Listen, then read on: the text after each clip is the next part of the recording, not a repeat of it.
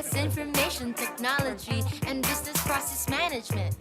We are coders and programmers, agile animators, illustrators, auditors, analysts, from consultants to managers, nurturing nurses and doctors, data developers and testers, VA smiling CXRs and artificial intelligence engineers. Oh wait, there's more. We are problem solvers and number crunchers. We speak in several languages, including Java, Python, Python, and so on. And on. We create heroes and villains. We gain experience and level up in life. Hello.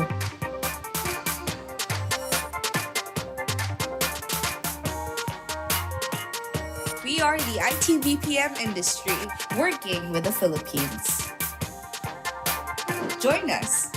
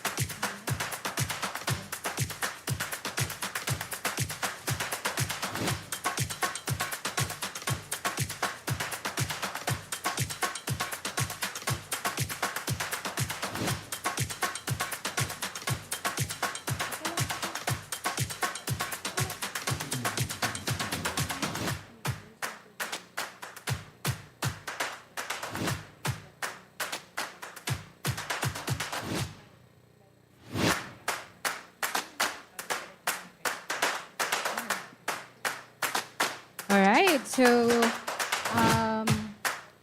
we should start. Good afternoon, everyone. Good afternoon, ladies and a gentleman that we have here as our guest. To the students who came here in person and also to those who are watching on our YouTube Live, good afternoon po sa lahat. Welcome. Sorry, naubos ang boses. Welcome to our Hyflex University Career Forum 2024 afternoon session with the theme Aiming Beyond Better in the Borderless Employment Landscape. Since the pandemic has been lifted, we've had 2 virtual career forums, and this is our second Hyflex Career Forum, mirroring the borderless employment landscape that you, as graduating students or fresh graduates, will soon face.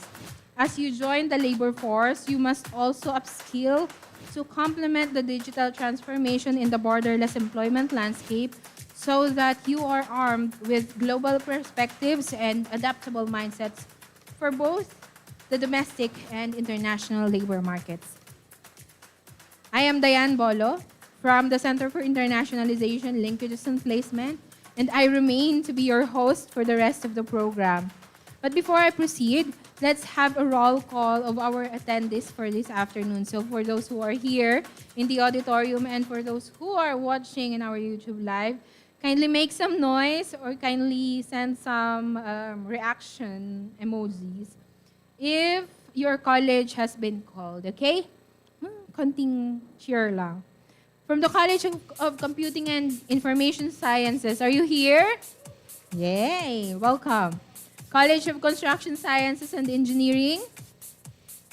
Okay, probably in the YouTube Live. College of Science. Wala, nasa YouTube din. College of Technology Management. Oh, hi. Where are your classmates, your friends? Oh, okay. Welcome. Thank you for attending. Okay, next, Institute of Imaging Health and Imaging Health Sciences. Wala pa rin. Institute of Nursing. Thank you. Institute of Pharmacy. Asan yung pinsan nyo? Okay, so I have a question since you are graduating students. Are you? Are you excited to get out of the walls of the University of Makati? Oh, you know. You can stay here. You can work at the clinic. Or are you worried? Scared of unemployment? Scared of misemployment? Mismatch? Okay, nervous, ganon. We have questions that you want to ask our speakers for later. If you do, save them and you can ask them later. You can approach our student assistants, give your questions, and we will try to answer them. But for now, we will proceed with the introduction of our first keynote speaker for this afternoon. Let me just read her details. Okay, so our first research speaker for today is a master trainer for AD, EPT, and SMP programs.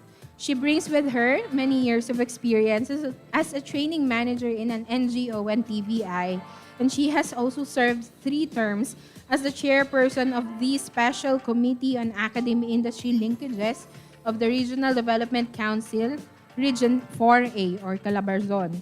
The more important hat that she wears is as a Talent Attraction and Industry Academy Linkages lead of the IT and Business Process Association of the Philippines, or IBPAP, where she coordinates and oversees pre-workforce talent initiatives.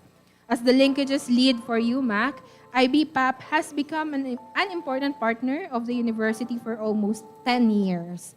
Just like one of our partners, Jobs 180, IBPAP has not only sustained but even strengthened their collaboration with the University of Makati, even as the pandemic threatened to disconnect the collaboration, so that today, we continue to stay up to date with training and employment opportunities for our students and graduates in the booming IT and business process management industry. Ladies and gentlemen, let's give a warm welcome to our speaker, Ms. Zoe T. Diaz de Rivera, the Academic Linkages and Talent Attraction Lead of IBPAP Philippines. Sorry, redundant.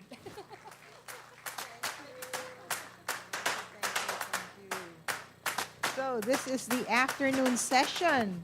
Gising pa ba kayo? Nakakain na ba kayo ng lunch? Alright. How about you there back at the, online? Kamusta na kayo? Alive, alert, awake, enthusiastic pa rin ba? I hope so. So, okay, we have opportunity here for you to win prizes. If you will scan the QR code there, okay, you can, I don't know how good the internet connection is in here, but within the day, if you could, okay, during this opportunity here, as you set up, take a photo of yourself, and then scan the QR code, use the frame, okay, we are ITBPM, and we are the Philippines photo frame, okay, upload the profile photo, add the hashtag, we are ITBPM, and we are with the Philippines. Okay? We will choose 10 photos, okay, within the day. So we have to, because I checked a while ago. Wala pa nagpo-post ng morning session. Baka in this afternoon session, mas maraming mag-post. Baka kayo ang manalo ng lahat ng prizes, right? Okay?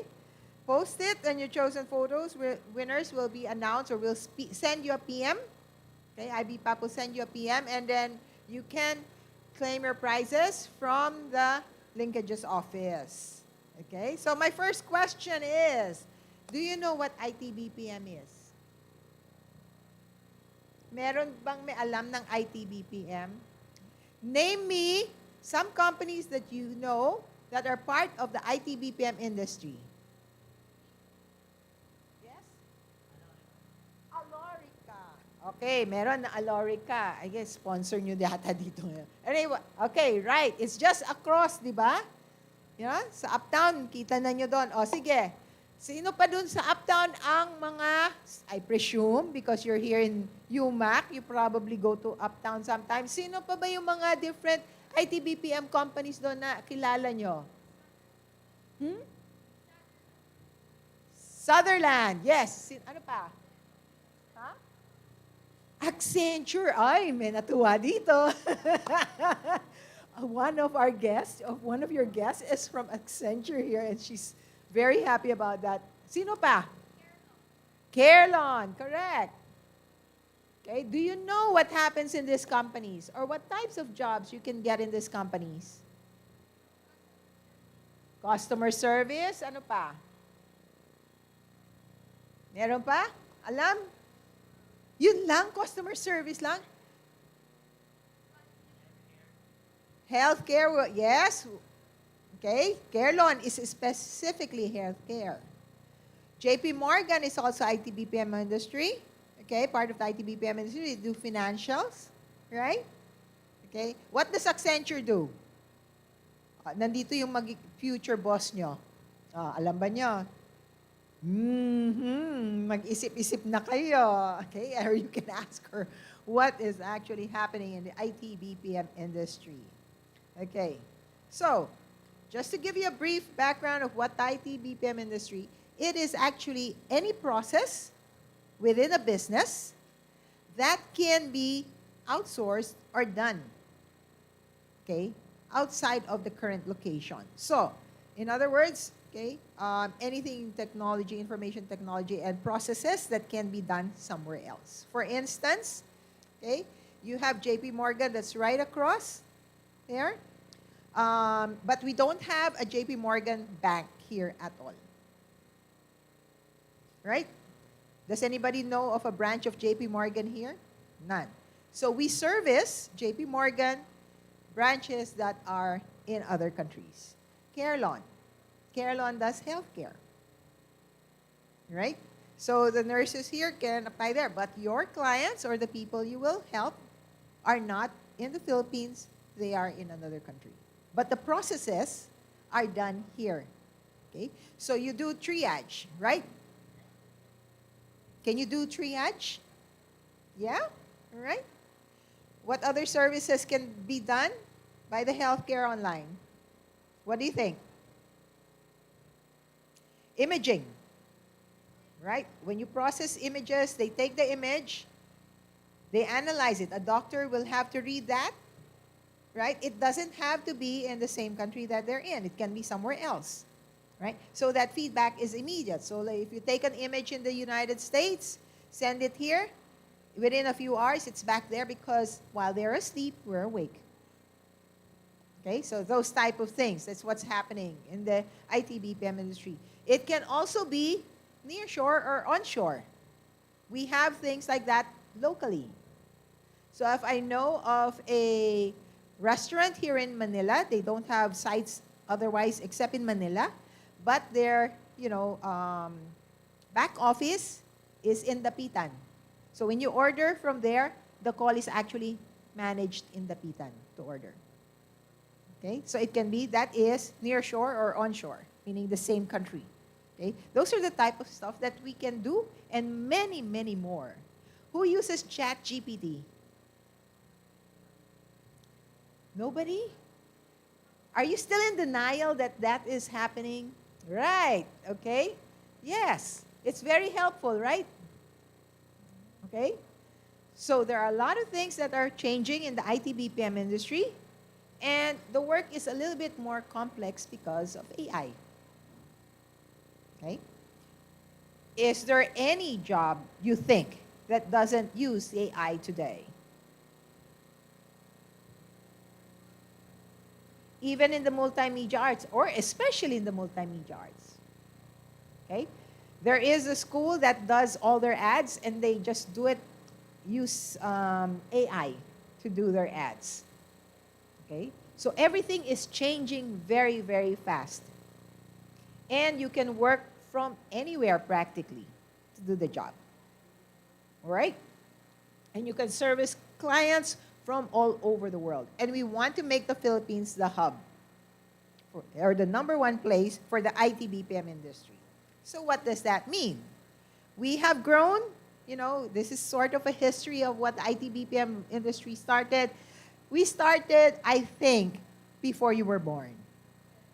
Right? I have a kind of counting the years probably, right? Was any of the students here born in the year 2000? Well, student, 19 something, pero di ka na estudyante, no? All right. So for most of the students here, all your life, you have had the IT BPM industry around you. Okay? And we have grown. Okay? Some of these companies that you see here are not around anymore. They have changed. All right? Or they have diversified. But in the end, we have currently right now with IBPAP are 6 subsectors. Okay? What are these 6 subsectors?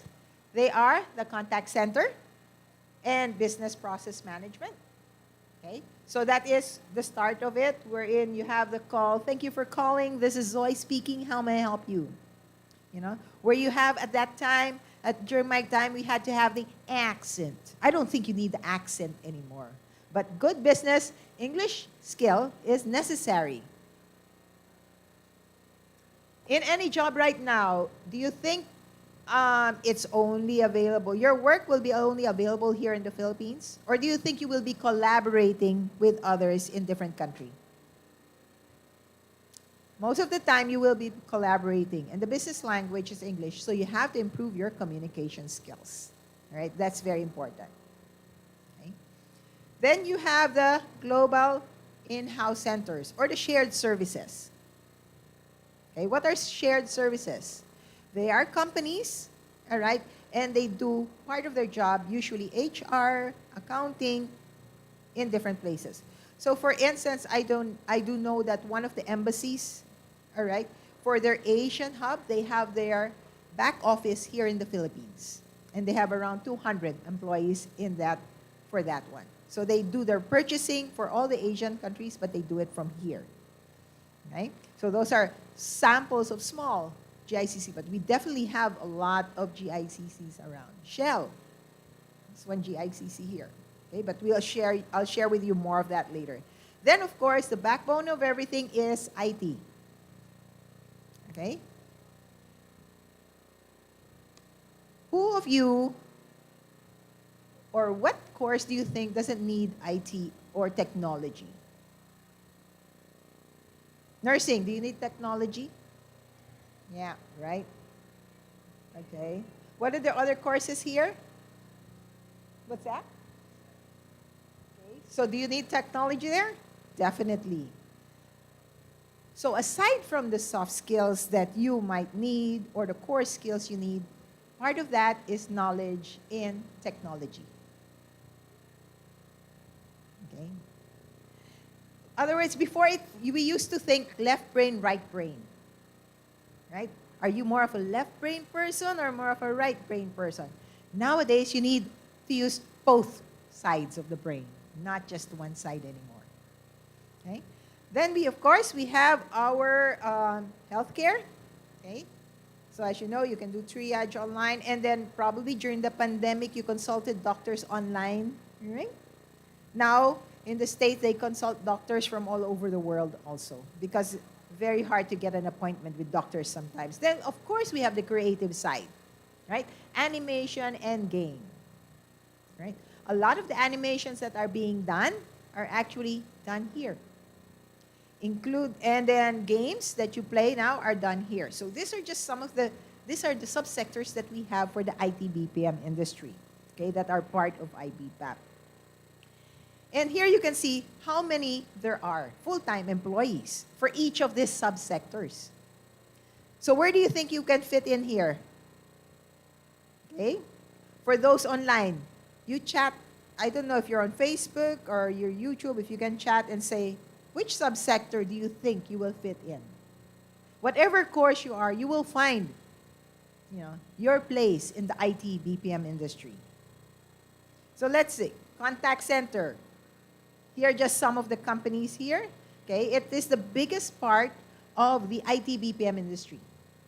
Okay, but with this, all right, but because of changes in technology, mas lumalawak ang trabaho na ginagawa nila.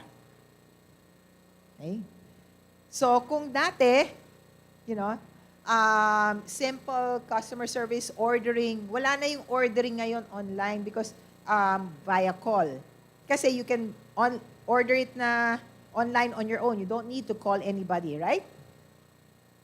So now, what are the jobs of those who are accepting calls? They are doing more complex work. Okay? So those are the things that you have to consider if you want to get into the contact center. The more complex work that you will do, which means better skills that you have. Which includes data analysis, okay, or marketing research.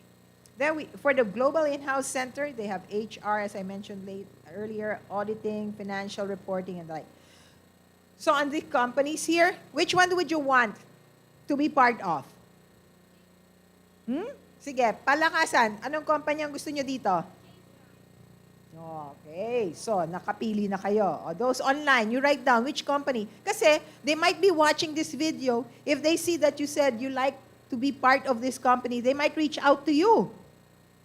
Right? Para even before you're a graduate, right? May job offer ka na. Okay, so you have to make yourself known to them. So tell them, hey, I'm here. I want to be part of your company. Okay? So for healthcare, the Philippines is really known to be one of the leading, places where nurses come from. I have a friend in India. She owns a school, a nursing school in India. She told me specifically, their competitor with nursing jobs all over the world are Filipinos.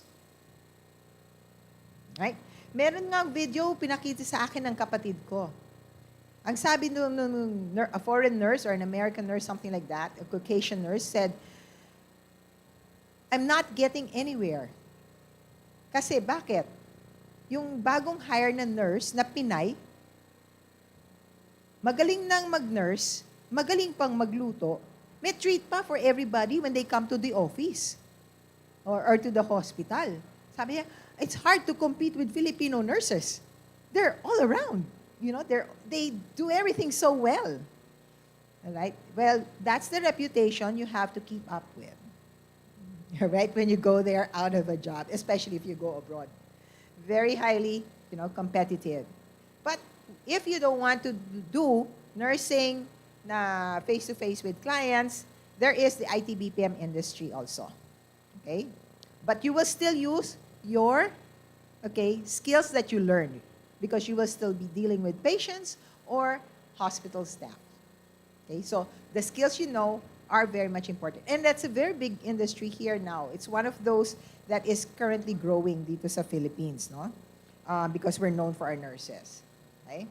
And then, the IT services, definitely, critical thinking, if you're in IT, is very, very important because of all the programming and other stuff that you need to do. But I heard that ChatGPT can also program. So you have to be better than ChatGPT to do your programs, right? Oo. No? Sabi na, you don't have to be IT to be totoo kaya yon. Talo na ba kayo ng ChatGPT? Right? So, but the thing there is, you have to hone your skills and work.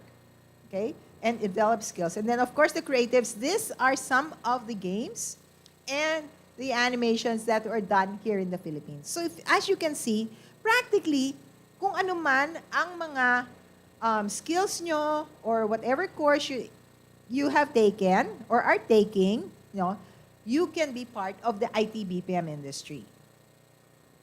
So with this, we were last year, 1.7 million full-time employees.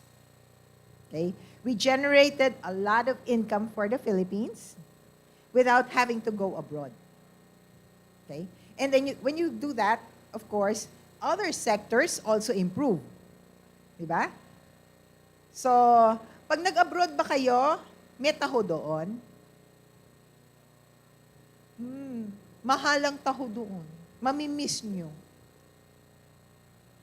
Alright? But if you work here in the Philippines, you can have taho in the morning and taho in the afternoon and even in the evening. Okay? May nakakwento ako minsan magtataho. Alright? Nung dumating ang IT-BPM industry, happy siya. Bakit? Siya, sa gabi nagtataho siya because nandun yung IT-BPM industry. Sa umaga, yung misis niya. Okay? Sa hapon yung anak niya paglabas ng school. So cover niya 24/7. Ang laki daw ng kita niya dahil sa IT-BPM industry. So can you imagine? No, I don't think you can imagine kasi you were before the time when Ortigas was still dark, no? Wala pa masyado, no? Wala pang mega mall noon. Right? Okay. But the thing there is, because of the IT-BPM industry, we are growing. Okay? We are growing not only in Cebu, Davao, Metro Manila, but also outside. Okay? Like Iloilo, Dumaguete, okay? Cagayan de Oro, Ilocos, Baguio, right? So all these places are benefiting, the whole Philippines is benefiting from the IT-BPM industry. And we are here, to encourage you to look at the IT-BPM industry as your next step after you graduate. Okay? Because definitely we want you to be part of the 2.5 million full-time employees by 2028. Okay? That's a 0.8 increase. So if you divide that by 4, that's like 200,000. All right? Graduates, new entrants that we are looking for the IT-BPM industry every year. How many graduates are there in UMak? Alam nyo? 2,000. Oh, 2,000 daw. Oh, that's 1% of what we need. Hired na kayong lahat. Kaya ba yan? Papasa ba kayo? Oh, ay, nako, mahina ang Okay, let's try that again. 1, 2, 3. Papasa ba kayo? Okay. A little more energy kasi the ones who are hiring are here. 1, 2, 3. Papasa kayo? All right, okay. So there's a little bit more energy. And I hope those online can feel that energy too. And you can now choose the different, lines that you can, or the topics that you want to, the track that you want to join in the IT-BPM industry. Dito lang ang mga nakasulat na jobs, all right, that are available in the IT-BPM. Just a few of them for the different sectors, and you can definitely choose any one of them that you want. Okay?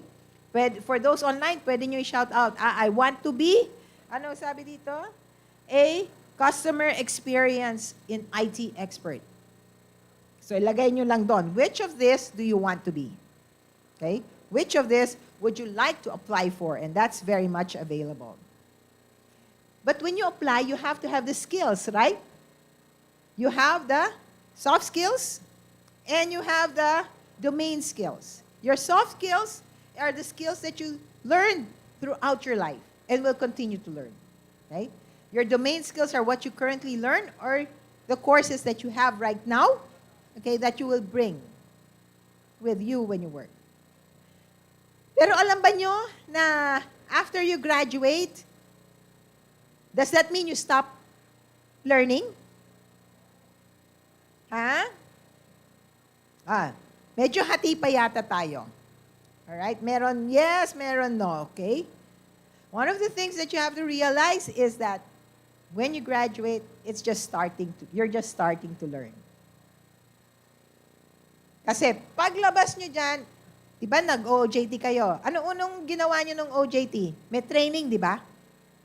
Alright, nag-OJT kayo, may training. May internship, may training. After that, kala nyo, okay na. Pag-apply nyo, may training ulit? May in doubt pa. Alright.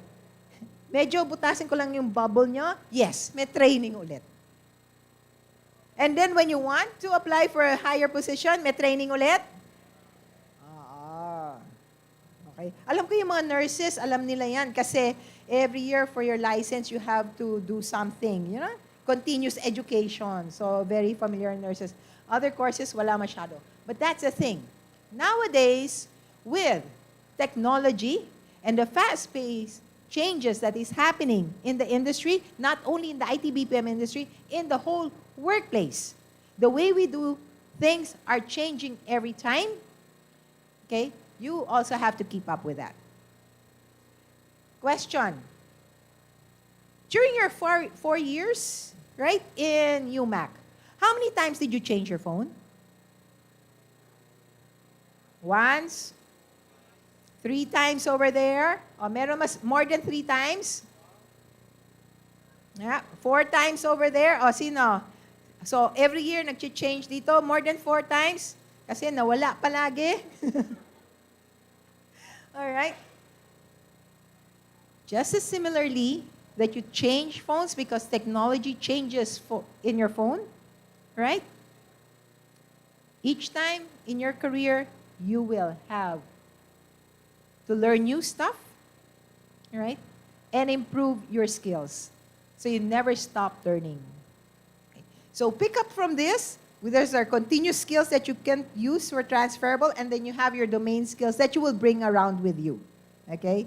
And each time you bring that, it is something in addition to your portfolio. Remember, pagkalabas nyo dito, build your portfolio. Kasi yun ang titignan ng mga employers nyo. Okay?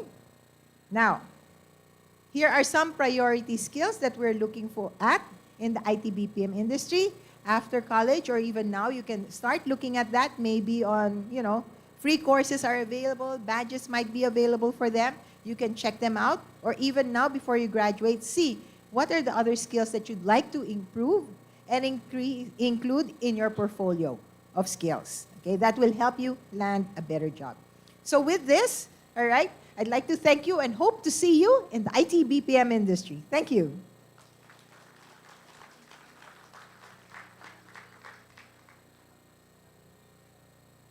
Thank you very much, Ma'am Zoe. We are going to award a certificate of appreciation first. I would like to call on stage, Miss Cynthia Jose and Sir Steve Villacorta to assist with the awarding of the certificate. But let me read the citation first.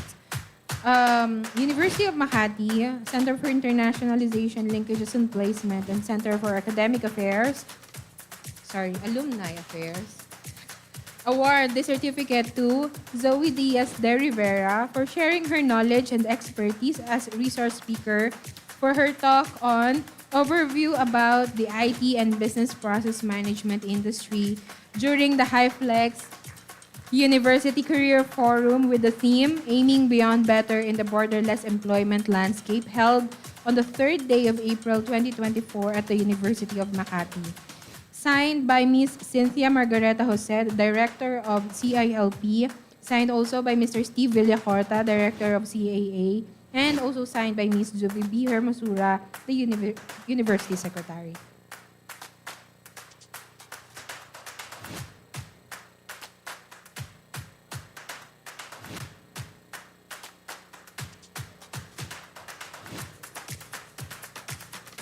All right. Thank you once again, Ma'am Zoe. At this point, we will be hearing again from our second resource speaker. But let me introduce him once again for the afternoon session. Our second resource speaker for today has 20 years of experience in sales, marketing, business development, customer service operations, project management, business process, human resources, recruitment, and management. He graduated with a double degree at the De La Salle University, Manila, with the degrees of BS Applied Economics and Commerce, major in Marketing Management. He was the HR Director of Enfra USA Solutions Incorporated, responsible for the end-to-end recruitment cycle of employees. He was the Business Development Manager of Future Perfect Philippines, the only research-based language assessment, curriculum development, and training provider in the Philippines. Presently, he is the General Manager of Genius Options Learning Center, a tutorial center catering students from K to level 12. He is also a board of advisor for the Lyceum of the Philippines University, Laguna. More importantly, he is the managing director of Jobs180.com, an online solutions provider which aims to help job seekers find jobs, increase the employability of the students, and address the employment issues of the school administrators and employers. Under his leadership, Jobs180 has of course been a long-time supportive partner of UMak, meriting a special award during our Industry Partners Recognition Day in 2021. Jobs180 has been helping ensure the job readiness of our students and graduates and bridge the academic industry gap since 2012, even at the height of the pandemic, and today as we come to terms with the borderless employment landscape. To help you answer your question on how do I craft a good resume as a fresh graduate. So this is important to you, ladies and gentlemen who are graduating. How do I craft a good resume? That will be answered by none other than the Managing Director of Jobs180.com, Mr. Kim Brian Chua. Sir Kim?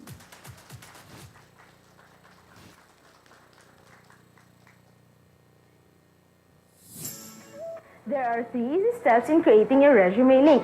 Let me show you how. Step 1. Register. Go to www.jobs180.com using any browser and click Register Now. Fill out all the information needed. In choosing your resume link, use your full name so that it looks professional and it's easy to recall by potential employers. For example, Antonio Juan de la Cruz.jobs180.com. Step 2. Create and design. When creating your resume, make sure to complete your personal information and upload your profile picture. One of the highlights of the resume link is the portfolio section. In the portfolio section, you can show off your skills by uploading samples of your work like documents, pictures, videos, and your social media links. Your resume link also features different themes and you can upload a cover photo. This is a combination of a cover letter and a social network cover photo. Here is an example. You can also download a copy of your resume link and print it.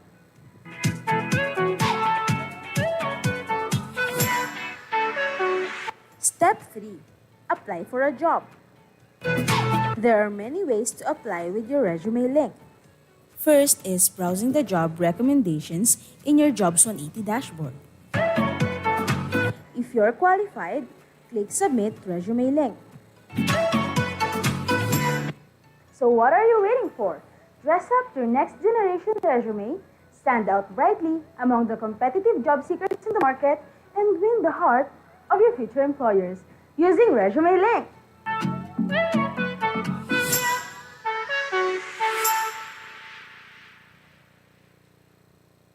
Good afternoon.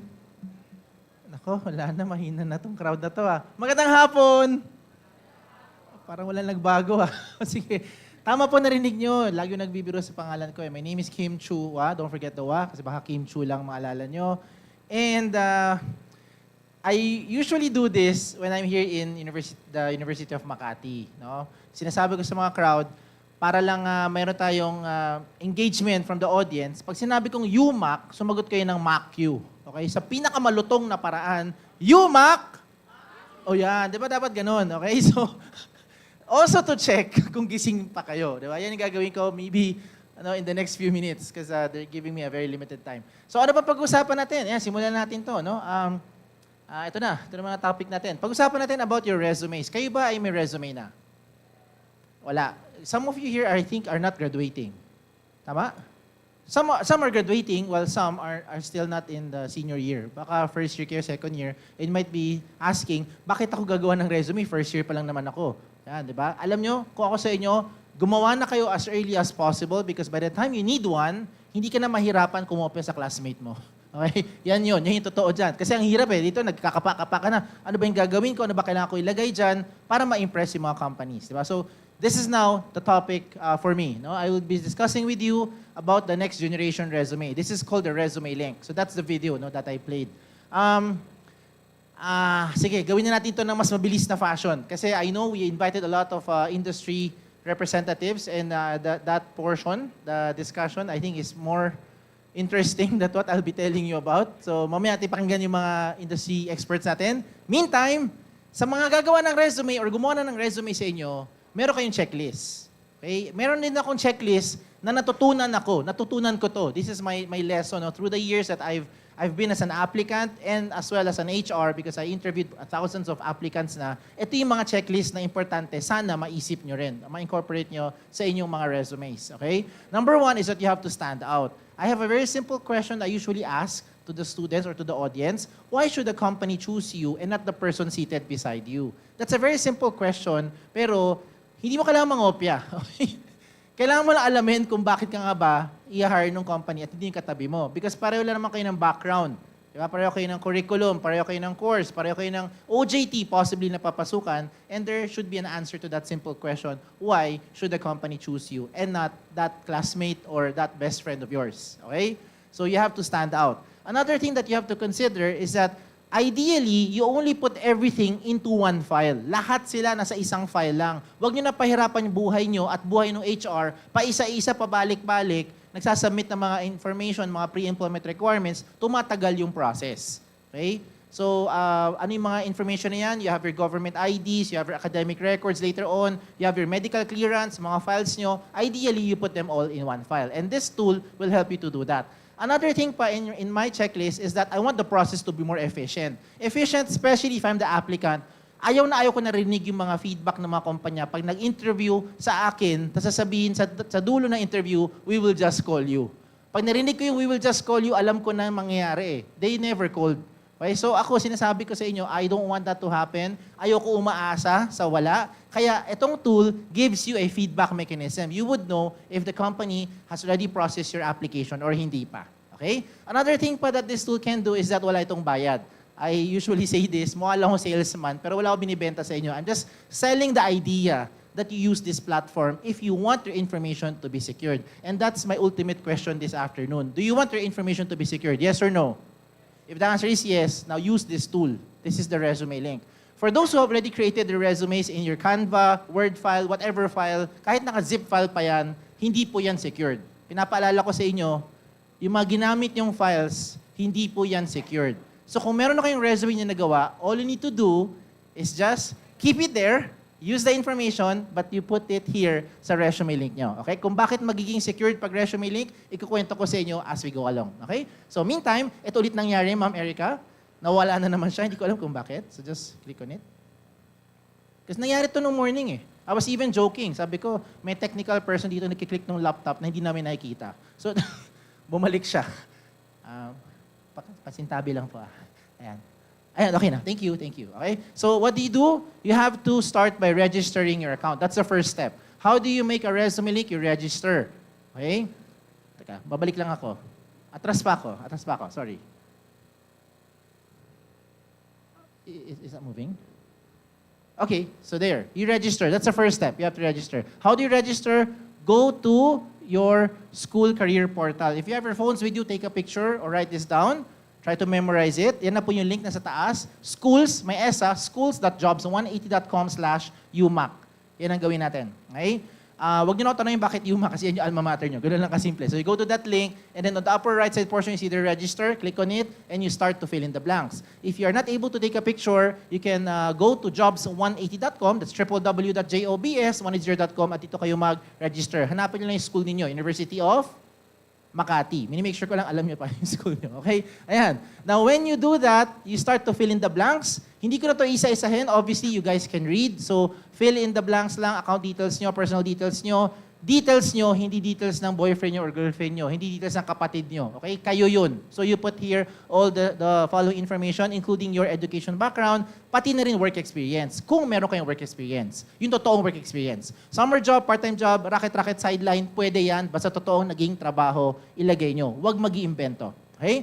Now, as you register, you have to start by creating your resume link. Ano bang basihan ng resume link?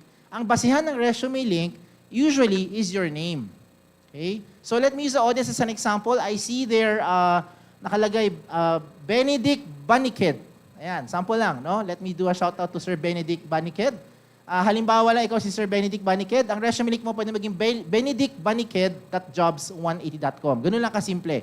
When you register and someone else by the name of Benedict Baniked registered before you, halimbawa parang multiverse lang, may ibang tao, kapangalan mo, eksakto-eksakto, pero hindi ikaw yun, ibang tao, no? Benedict Baniked din.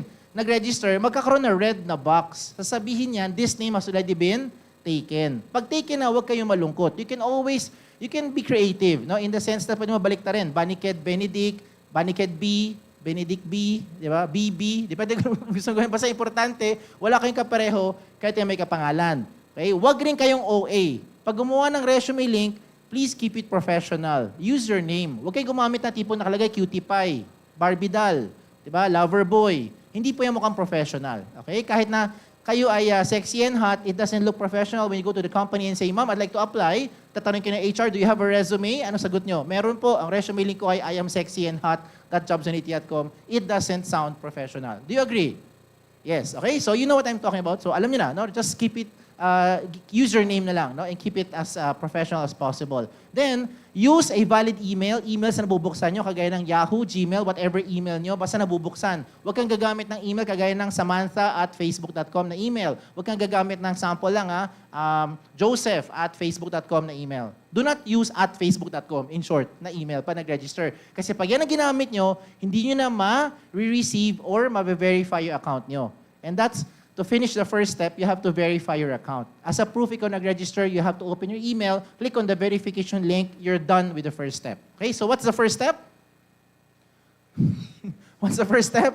Register. Okay, it's absolutely for free, wala tong bayad. Let's go to the second step. Ang second step, ang pinaka-logical sa lahat, dapat complete ang information. Okay, bakit dapat kompleto information? Sino sa inyo pupunta sa companies, magbibigay ng resume, kulang-kulang detalye? Pag ginawa niyo yun, sinasayang mo lang oras mo tsaka oras ng HR. You have to make sure kompleto details nyo para buhati ng bandera ng University of Makati. Okay? So, ito na naman tayo. Hindi na naman gumagalaw. So, I'm gonna click it here. Hindi pa rin gumagalaw. Ayan na. Okay. So, how do you register? Go to this link. Kung hindi mo na-picturean kanina, pakipicturean na ngayon. schools.jobs180.com/UMak. Okay? This time, you don't need to register. What you need to do is you have to log in. Ganun lang kasimple. Just log in lang. Kung hindi mo ito naalala, hindi mo na-picturean, hindi mo nasulat, you just go to jobs180.com and this is where you log in. Either way, you go to your job seeker dashboard. Okay? You go to your job seeker dashboard. Once you're inside your dashboard, you start to fill in the blanks. So ano yung mga blanks na dapat mo i-fill in? Ito yung good news. Kung nakagawa na kayo ng resumes nyo, kung nagawa nyo na sa whatever platform, all you need to do is just transfer all those details here sa loob ng resume link para maging secured. Bakit magiging secured? I will tell you as I go along. Okay? So, meantime, fill in the blanks. Hindi ko na isa-isahin ito. Sabi ko nga sa inyo, get nyo naman yan. Pangalan nyo, details nyo, everything about you, you put it here. There are some items here I'd like to emphasize kasi madalas ito yung mga nakakalimutan or hindi nabibigyang importance ng mga applicants. Okay? Real talk question muna ako. Real talk question number 1. Do you answer those calls when you receive tapos hindi mo kilala? Yes or no? Nag-ring yung phone, di mo kilala. Ring, ring. Hala, sino kaya ito? Ano ginagawa? Nire-reject. Yan. Sometimes, you just leave it there. Hanggang mapagod yung baterya. Hanggang matapos. Ito yung sasabihin ko sa inyo. Very practical na tip ito. How will you know whoever is calling you pag hindi mo sasagutin? Sige nga. Di ba? Sagutin nyo. Huwag nyo taguan yung tumatawag. Alamin nyo muna sino tumatawag. Baka companies yon na nag-offer an opportunity. When you get the call and then you realize it's a scam or it's something else na may tinataguan ka, kaibigan mo lagi nagpapalibre, example lang, tsaka mo simplehan, hello, hindi kita marinig, choppy. Di ba? Tsaka mo i-reject. Di ba? Pag kilala mo na yung tumatawag, hindi yung inassume mo kaagad, ito ay scam. Hindi mo pa nga sinasagot eh. Sagutin nyo muna. Okay? And besides, this is something for you to think of. Lagi ko to sinishare sa mga students. Yung 5 minutes, exchange natin ng messages, kaya natin tapusin yun, mas marami pala tayong pwedeng pag-usapan ng 5 minutes pag nag-usap tayo. Yun yung gusto ko sabihin. Di ba? Tama, Sir Patrick? Sir Mark pala. Oh, sorry, mali na nabasa ko. O, di ba? Mas mabilis eh. So, answer the call. Mag-usap na tayo. In 5 minutes, tapos na. Baka na-screen na kayo, na nagkaroon na ng initial screening kaagad. Kaysa sa 5 minutes tayo nag-exchange ng messages. Okay? Another real talk question, mga taga-UMak. Ano mas madalas nyo buksan? Mga social media handles nyo o yung mga emails nyo? Yung totoo, ha? O, di ba? Social media. Mga handles nyo. Yan, buksan nyo. Di ba? Kaya lagay mo dyan lahat ng paraan na pwede ka makontak ng HR. Because yung mga HR, nag-adapt na rin sila sa mga technology right now. The fastest way to reach out sa mga candidates, sa mga applicants, that's what they'll be using. So they'll just send a private message. Hi, are you available Thursday, 10 a.m., so on and so forth. Di ba? Do you guys understand? Yes pa? Okay, simple lang yan, di ba? Next, ano pang lagay mo dyan? Lagay mo dyan contact details nyo, sinabi ko na ito mga kanina, work experience, yung totoo lang. Education background, walang limit sa space. You can put as many information as you want, even after your stay here in University of Makati, pwede mo ilagay dyan. Pagdating po sa achievement, huwag mo lang ilimit yung achievement sa loob ng school. Hindi kayo lahat dito academically inclined. I'm sure hindi kayo lahat gagraduate ng may honors. Hindi kayo lahat gagraduate ng lahat kayo Dean's Lister. Di ba? So, iba sa inyo, active sa school organization, you can also put it there. Remember, what you're doing right now is you're trying to market yourself more effectively dun sa company. So, lahat ng anong meron nyo, you put it here. Okay? Now, pagdating dito sa skills and languages, do not limit your skills dyan lang sa course nyo. Okay? Hindi naman, anong course niyo? Nursing, hindi porkat nursing kayo, alam mo lang gawin pang nursing na stuff. You might be into something else. You might be into arts and crafts. You might be into music. Some of you know, picture-picture, tawag dyan? Photography, mahilig kayo mag-video, tawag dyan. Videography, mahilig kayo magsulat-sulat, tawag dyan. Calligraphy, di ba? Mahilig kayo magtupi ng papel, tawag dyan. Origami, o di ba? Mahilig kayo magluto, tawag dyan. Culinary, o di ba? So kung ano naman alam mo, you put it here. Because what you're doing is you're trying to market yourself more effectively to the company. Now, meron akong papaalala sa inyo. Ito seryoso na to. Baka isipin, puro kalokohan sinishare ko sa inyo. Ito totoo na. Companies hire you not because of your course. They hire you because of your skills. Let me repeat what I've just said. Companies will hire you not because of your course. They will hire you because of your skills. So lahat ng skills na alam mo, ilagay mo dyan. Okay? Ilagay mo dyan. Okay? Now, syempre, yung mas relevant dun sa trabaho, yun yung pinaka-ideal for those companies who will screen. Okay? Ideal na skills mo dun sa kailangan nila. Okay? Ano pa meron? Languages. Sure ako, dalawa na alam yung language. Alam mo English, you know Tagalog, you know other dialect, local dialect, Chabacano, Bisaya, Kapampangan. Pwede mo ilagay dyan. Walang limit sa space. You know foreign languages, Chinese, Japanese, French, Vietnamese, Spanish, Sardines. Lahat na alam mo, lagay mo dyan. Okay? Walang limit sa space yan. Lagay nyo. Okay? Pagdating sa references, sure ako, kilala nyo yung mga references nyo. Sure ako, kilala nyo yan. Ang tanong na lang, kayo ba kilala nila? Kasi madalas, pag tinatawagan namin, yung mga references nyo, hindi kayo maalala. Yung pinaka nakakainis dyan, dinideny pa kayo ng mga references na nilagay nyo. So please make sure that they know you made them as your reference. Okay? Now, what I've shown you up to this point, I think you guys already know. You guys understand, di ba? Sinasabi ko, copy-paste na nga lang. Yun na nga good news eh, kung nagawa nyo na resume nyo. Etong susunod kong papakita, ito yung mga amazing na portion. This is the portfolio section. This is where you now upload evidence of your skills. Ano ebidensya na graduate na kayo later on? Diploma. Ano pa? Transcript of records. Very good. Dati may sumagot sa akin, TOGA. Sabi ko yung TOGA, hindi ebidensya. Okay? Ano ebidensya na wala kang criminal record? NBI clearance, police clearance, di ba? Ano ebidensya na pwede ka pumunta sa ibang bansa? Passport. Ano pa? Visa, ano pa? Ticket, kailangan mo rin ng ticket para makaalis ka. Di ba? Pero hindi. You know what I'm talking about, di ba? So kung anong meron nyo, you put it here. Ano ebidensya na pwede na kayo mag-drive na sasakyan? Driver's license. So, diba? So you get what I'm saying. Take a picture, scan those documents, upload it here. It makes your life and the life of the HR more efficient. Nababawasan yung pabalik-balik, hingi dito, hingi dyan, send, balik, tumatagal yung process. Okay? Now, earlier I asked you a simple question. Why should the company choose you and not the person seated beside you? Okay? Ito yung gawin nyo. You get your smartphones, hindi ngayon later na lang when you have your free time, get your smartphones and create a selfie video. Okay? You heard me right. You create a selfie video. Hindi na alien sa inyo ang selfie video. I don't need to teach you how to create a selfie video because I'm sure you guys are doing TikTok. Tumiting-tong-ting-tang nga kayo, di ba? So kaya nyo yan. Okay, kaya nyo yan. Ang gagawin mo this time, you pretend that you're being interviewed by the HR. Ano yung mga common interview questions? Subukan natin, fill in the blanks. First question, tell me something about yourself. Another question, why should we hire you? Di ba? Alam na alam niyo yan eh. So, ang gagawin nyo ngayon, record that selfie video. If you don't like the video, you delete. Obviously, you don't like, you delete. If you like the video, then you save the video, upload sa YouTube, sa Vimeo, tayong mga video converter. Pwede mo ngayon ilagay yung link dito sa loob ng portfolio section nyo. Okay? And Ma'am Erica will help me to play this video para may idea sila. Sample ng ating selfie video. Watch it first. It's very short, 30 seconds Good day. lang. I'm Kathleen Ann Espangilinan, 19 years old from Pasig City, and currently taking BSIT with specialization in web and mobile application at FEU Institute of Technology. You should hire me so I can obtain an entry-level position in the field of information technology, where I can realize my knowledge and skills in the field that I am in. I am passionate, hardworking, and most of all, optimistic. To know more about me, you can visit my resume link, kathleenannpangilinan.jobs180.com. Thank you. Yan. O, di ba? Yung video, at least you have an idea. No, hindi na to Actually, matagal tong video to. 2014 pa yata yung video na yan. So we ask permission if you can use the video. Yan, pumayag naman si Ma'am Kathleen. Some of you are wondering, kailangan ko pa mag-English? I never said you have to make an English video. But I encourage you to speak in straight English kung kaya naman. Pero kung di pa nosebleed ka habang nagre-record ka ng video, wag mo na gawin. Okay? Huwag na pahirapan buhay nyo. Now, hindi lang siya limited sa comm skills. You can also showcase hard skills. Okay? Earlier this morning, I shared some examples.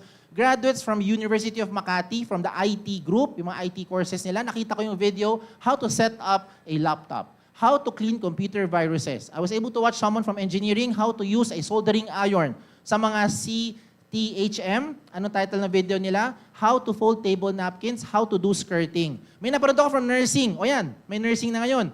Dito ko lang nalaman ang infusion pump. Kasi napanood ko yung video, sabi niya, this is the proper way to use an infusion pump. You guys know what an infusion pump is, right? Kung hindi, di kayo graduate. O, di ba? Pero yung mga iba, hindi makarelate because we're not from the nursing group.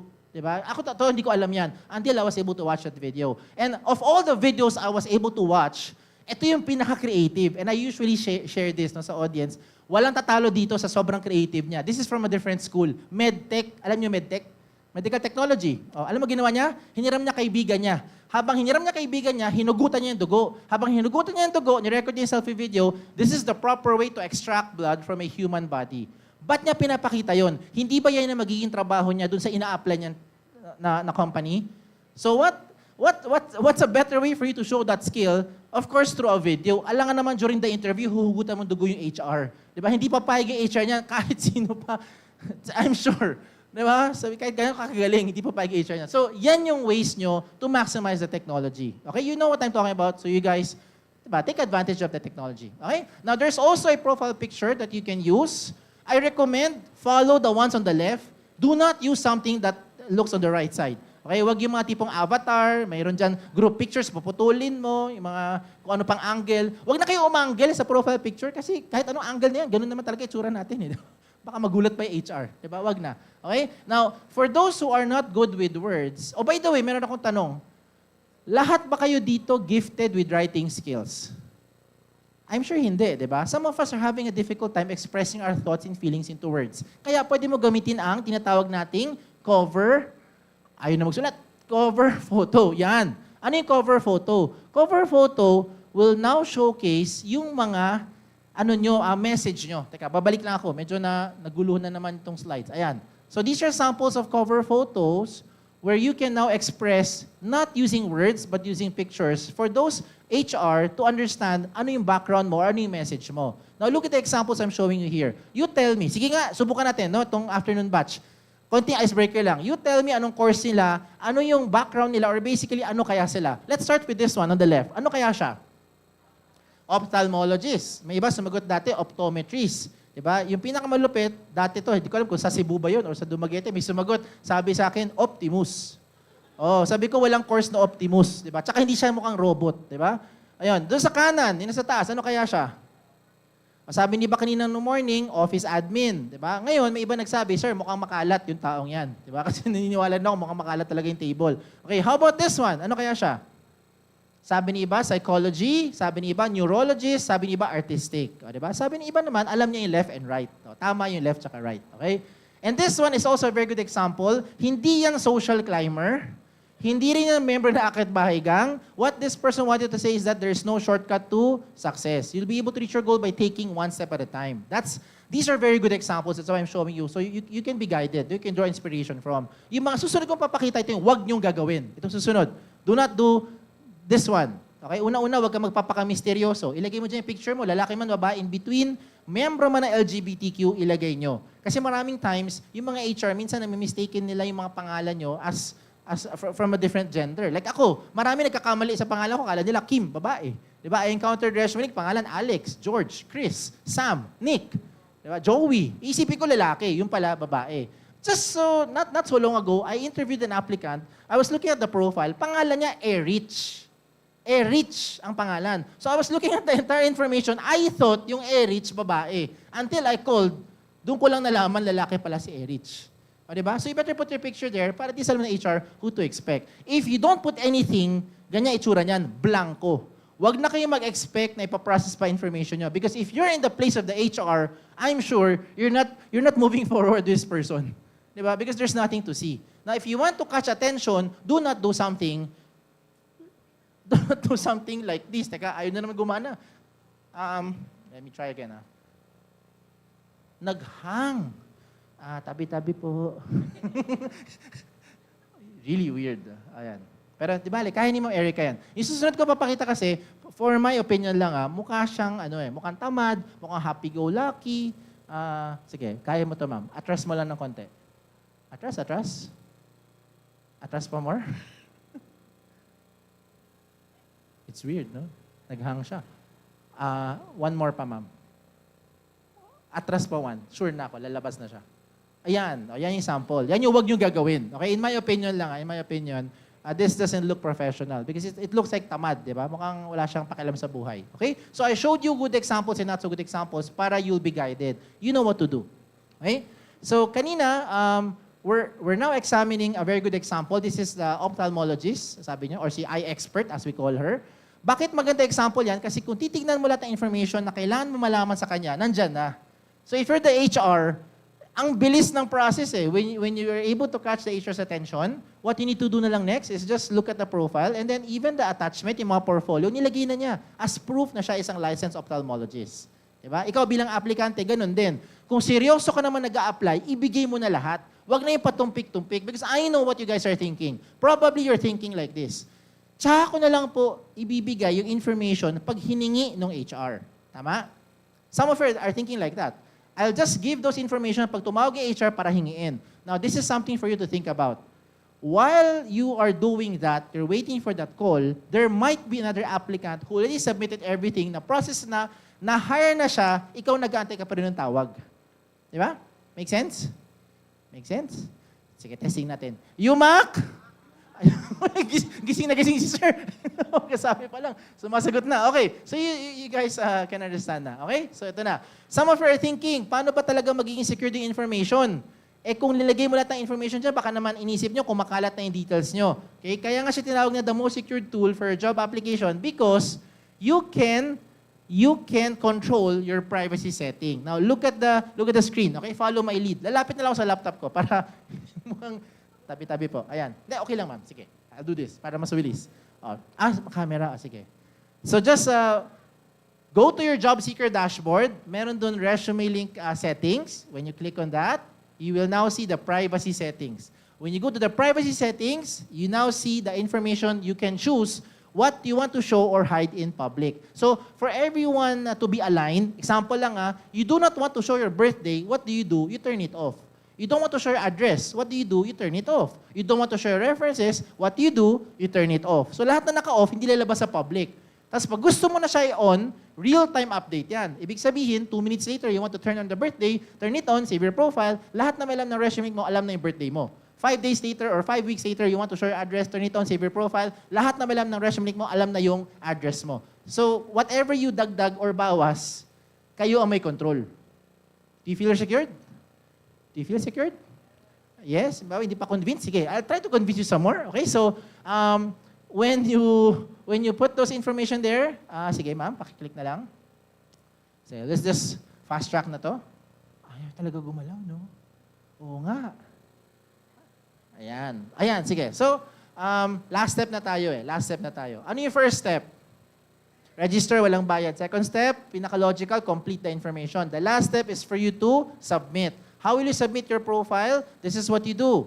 You now explore the following option. Number 1, you explore the career portal of your school. Go to schools.jobsonit.com/UMak. Pag hindi mo na picturean, hindi mo na screenshot sa mga nasa online, screenshot nyo na because this is the last time I'm showing this slide. Okay? So from here, you can explore a lot of companies and most of the companies here are industry partners of your school. Okay? Mga partner na ng University of Makati. Now, another option is where you go to jobsonit.com and you can search for companies. Meron po dyan search bar sa taas. But the only things that this can search for, tatlo lang. Tatlong bagay lang pwede niya ma-search. Company name, position title, location. I will use the audience as an example para makarelate. Okay? But you have to shout this out. Sir, what is your name? Jake. Okay? Dito tayo sa kabila. Si ma'am nagpapaypay, naka-stripes. What is your name, ma'am? Jen. Uy, pareho kayong letter J. Uy, parang pinagtagpo yan. Hindi ko alam kung pinagtadhana. Hindi ko alam. Okay, but we have Jen, we have Jake. One more example na lang. Si sir na naka-black. Yan. Shout your name. Ha? Cayenne. Kyle. Ikaw na lang, sir, na naka-white. Ano pangalan mo, sir? Lyle. Ilaw, light. Okay, so you have light, you have Jen, you have Jake. 3 names you don't forget. I have a simple challenge for you. For those who are online, you can already do this. Punta ka sa jobsonit.com. Doon sa search bar ng jobsonit.com, i-type mo doon yung light, i-type mo doon yung Jen, i-type mo doon yung Jake.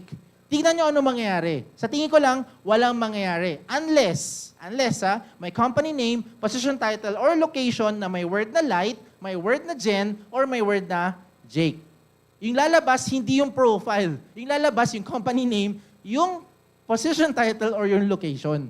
Okay, so how will the HR know your profile? Isa lang ang sagot. If they know your exact link, which means you have to be the one to give it to them. Do you feel secured? Yes. Ayan, medyo na-convince ko na mas marami. Sige, let's go with the next one. Okay? Another good news is that if you see any companies there you want to apply to, submit mo lang resume link mo. Okay? Ano pang isang option? You can use email to submit your resume link. Ay, sorry. Before the email pala, ito yan. Some of you are having a hard time parang processing yung hard copies nyo, di ba? Nag-isip pa kayo kung ano yung font size, anong alignment, anong header, footer, yung mga margin. This time around, you don't have to worry. Itong pinapakita ko sa inyo sa harapan, this is a 1-column version. The other one is the 2-column version that you just have to choose kung gusto mo mag-print ng resume nyo. Okay? So wala ka na po problemahin. The system will try to compress everything into 1 page. Maginhawa ba sa buhay kung 1 page lang ang resume? I think yes. Diba? So when you submit, ito lang bibigay nyo. Okay? You don't need to worry kung ano yung mga design pa. Okay? Another good thing pa is that you can use your resume link card. If you want your information to be secured, ito yung gamitin nyo. Ma'am Erica, one more click. Ayan, para sige, one more click para lumabas. Oh, balik na. So what you're seeing in front of you, this is what I'm holding. Nilaminate ko lang yung mga actual applicants sa amin way back 2014, 2015 pa. What is a resume link card? A resume link card, for those who are already working, tawag namin dito business cards.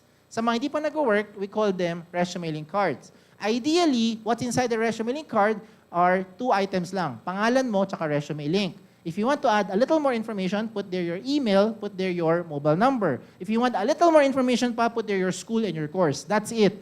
Yun lang. Huwag mo na lagay lahat na information mo dito sa loob ng maliit mong resume link card. Now, how do you make this? You use your own creativity. Diba? Kung gusto mo malaki, index card, you can make 4 or 6 sa isang short or long bond paper. Gusto mo maliliit, kagaya na pinakita ko sa inyo, you can make 8, 10, or 12 sets. So that's what you now print out. Isang print na lang, gupit, tapos bigay sa mga companies. Hard copy pa rin ba to o hindi? Is this considered as a hard copy? Yes or no? Yes. Who's to say na ang Manila paper hindi hard copy? Have you ever wondered bakit walang aplikante pumunta sa kumpanya para mag-apply? Sabihin, ma'am, pwede mag-apply. Do you have a resume? Meron po, lalabasin Cortolina o kaya yung Manila paper. Di ba? Wala pa. Kasi efficient, di ba? Cost efficiency yung habol natin. We want to, siyempre tipid-tipid din. Okay? Ayan, ba't ko sinabi mas-secured ito? If you're using your printed version, ito na yung last attempt ko para i-convince ko kayo kung bakit secured ang resume link.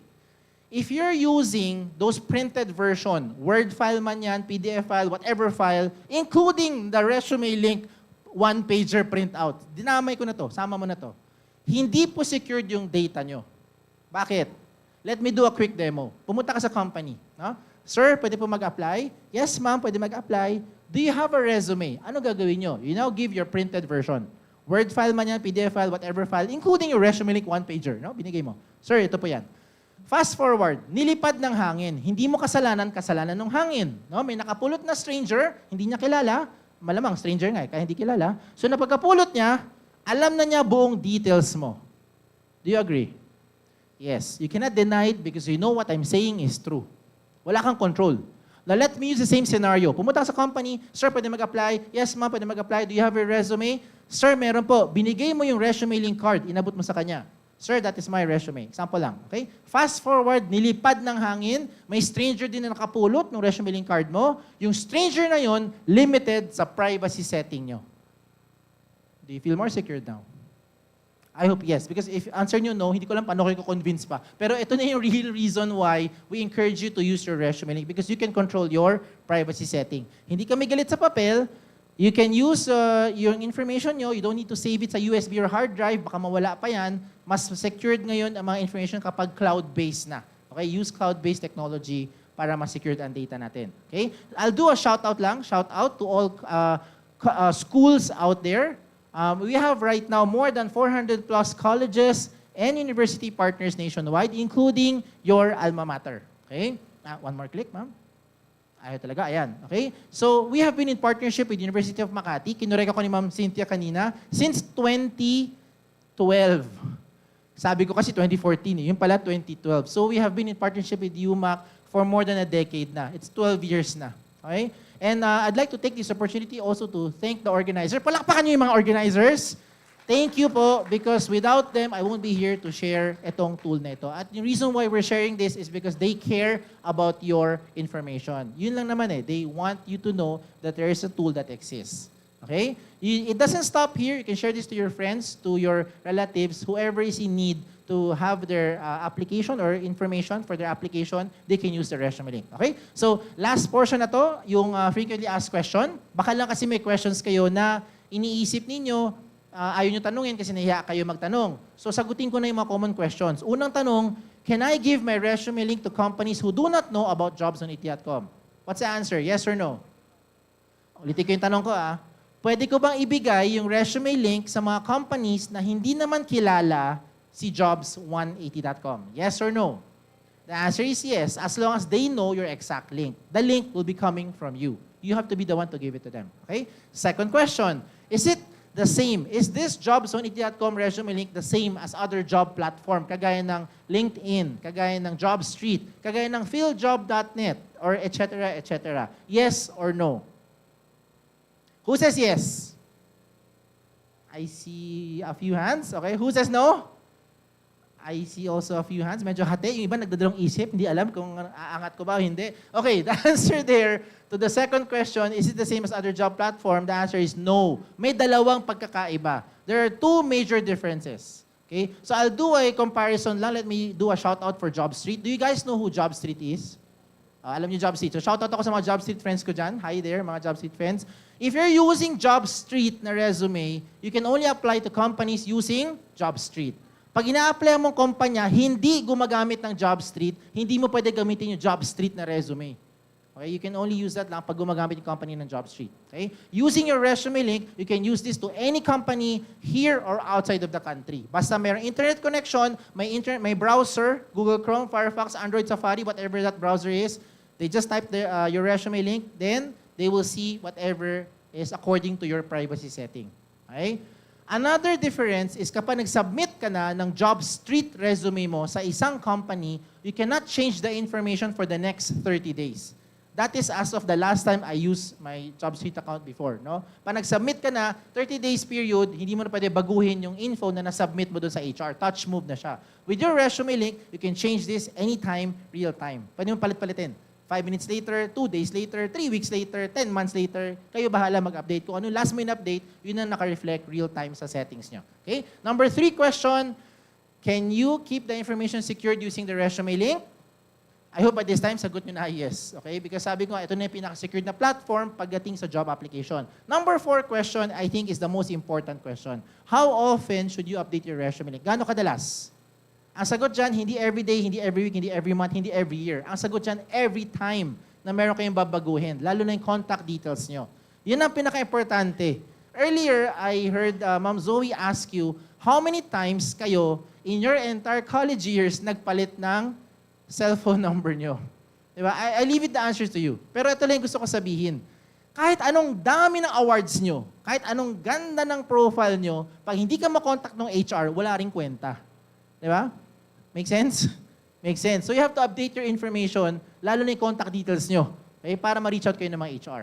Kahit may trabaho na, update nyo pa rin. Okay? And the last question is just a trivia. Earlier, ginawa ko to, walang sumagot, walang nakapag-claim ng prize. So this time around, subukan natin sa afternoon batch. I'll give a prize to the person who will, the first person who will go to the mic there, sa gitna, nakita niyo yung microphone, nasa stand, go there, give me the right answer, you get the prize. Yung prize para simple, Gcash na lang nga, para tapos na. Okay? Ito lang yung tanong, but you have 10 seconds, okay, to answer.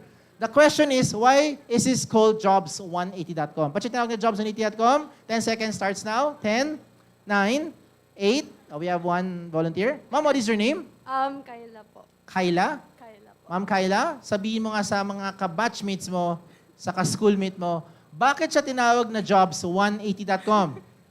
It makes your life turns 180 degrees po. Kasi pagka 360 po. Wait, sagutin mo muna yung tanong. Bakit siya tinawag na jobs180.com? May kodigo ka pa.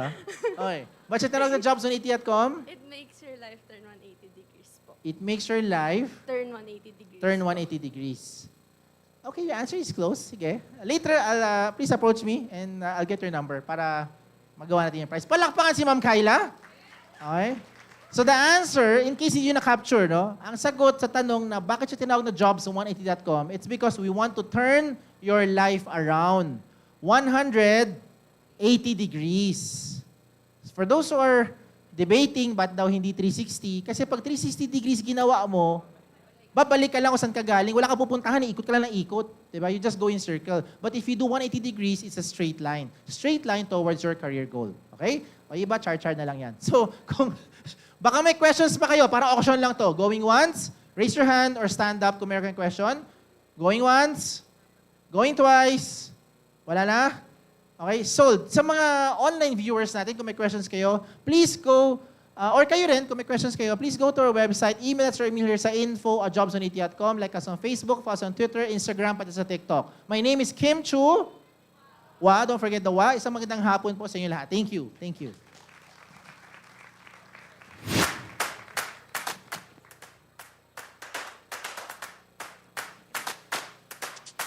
Thank you, Sir Kim Chu Hwa. All right. So at this point, we will award the certificate of appreciation again. I would like to request again, Ma'am Cynthia and Sir Steve to please assist us here on stage. Let me read the citation again. University of Makati CILP CAA award the certificate to Kim Brian Chua for sharing his knowledge and expertise as resource speaker for his talk on resume writing and job applications using Resume Link during the Hyflex University Career Forum with the theme Aiming Beyond Better in the Borderless Employment Landscape, held this 3rd day of April 2024 at the University of Makati. Signed, Cynthia Margareta Jose. Signed, Steve Villacorta. Signed, Miss Juby B. Hermosura.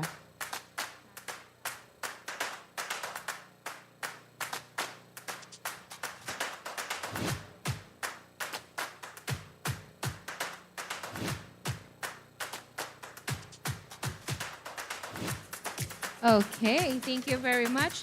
before we proceed to the next part of our career forum, I would just like to make sure that our YouTube watchers or YouTube attendees are still there. Andyan pa ba kayo?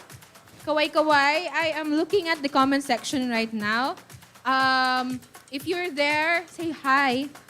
And actually, we will be having an icebreaker, sort of a game. This is called, Are You Smarter Than a Fifth Grader? So what's gonna happen is that we will be asking a question, or I will be asking a question, and then the first person or the first student to post the correct answer will be given a prize which he or she may claim at the CILP office.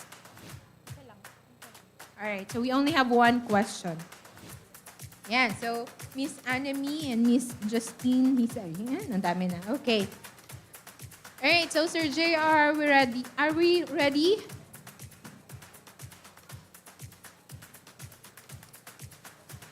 Not yet.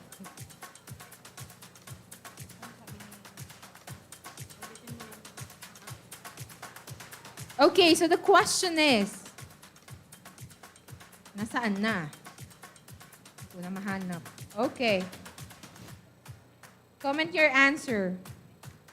What is the process by which plants make their food called? Sorry. What is the process by which plants make their food called?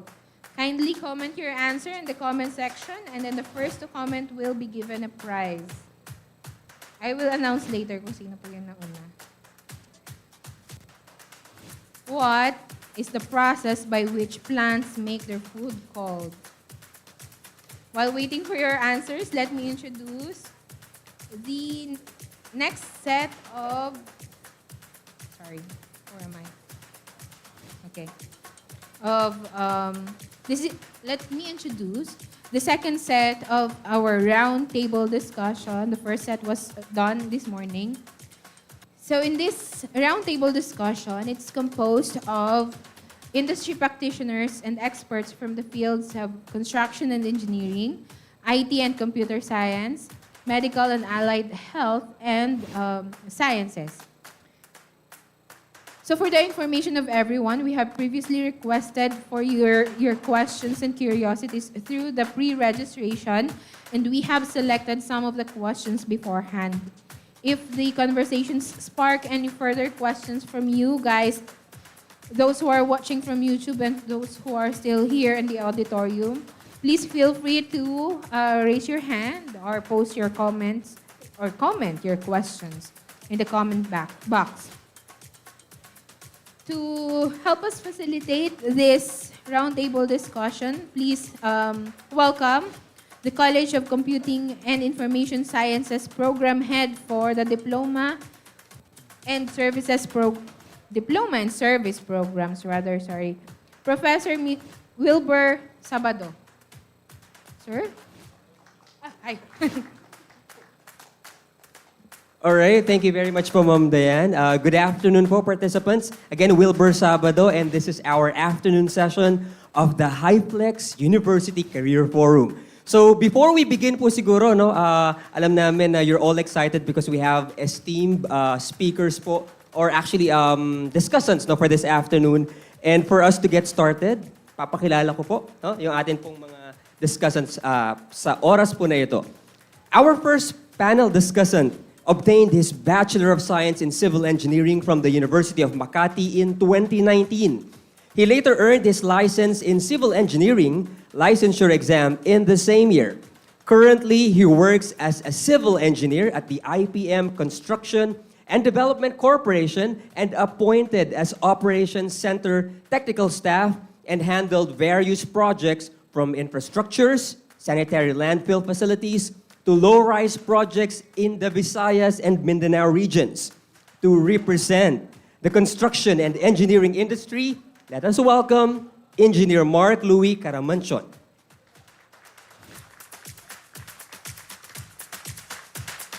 Sir, you may take your seat, sir. Thank you. Our next panel discussant has 20 years experience in the IT BPM industry.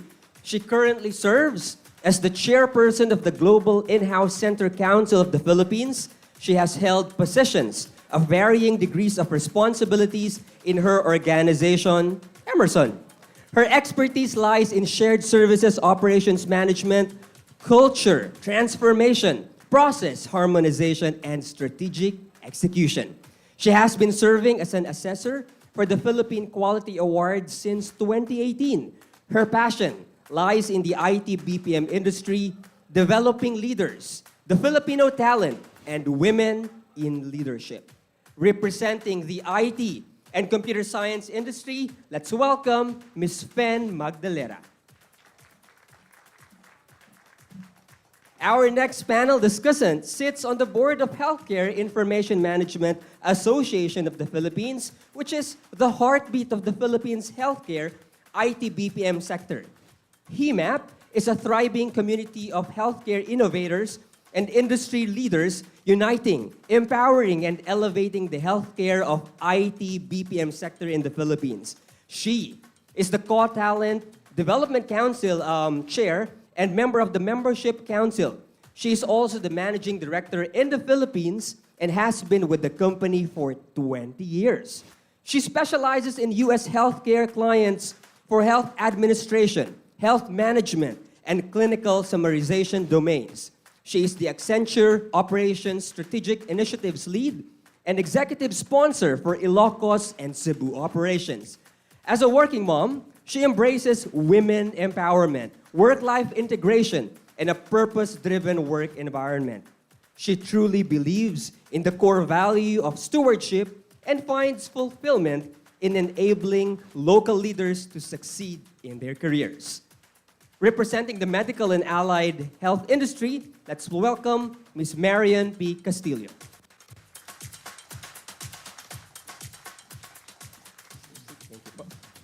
Our next discussant has a diverse background in healthcare, blending clinical expertise with analytical skills. Beginning as a part-time professor and clinical instructor at the University of Makati, she transitioned to clinical roles, serving as a junior staff nurse at St. Luke's Medical Center, Quezon City, and later as a nurse in the Physical Medicine and Rehabilitation Center at MaxiCare Health Services Incorporated. Her experience also extends to the corporate sector, where she worked as a health clinical service analyst at Accenture. She holds a Bachelor of Science in Nursing from the University of Makati and a licensed registered nurse, having passed both the Philippine Nurses Licensure Examination and the National Council Licensure Examination. Her journey reflects a commitment to blending practical care with analytical insights for holistic healthcare delivery. Representing the medical and allied health nursing industry, let us welcome Ms. Maria Janina L. Siriban.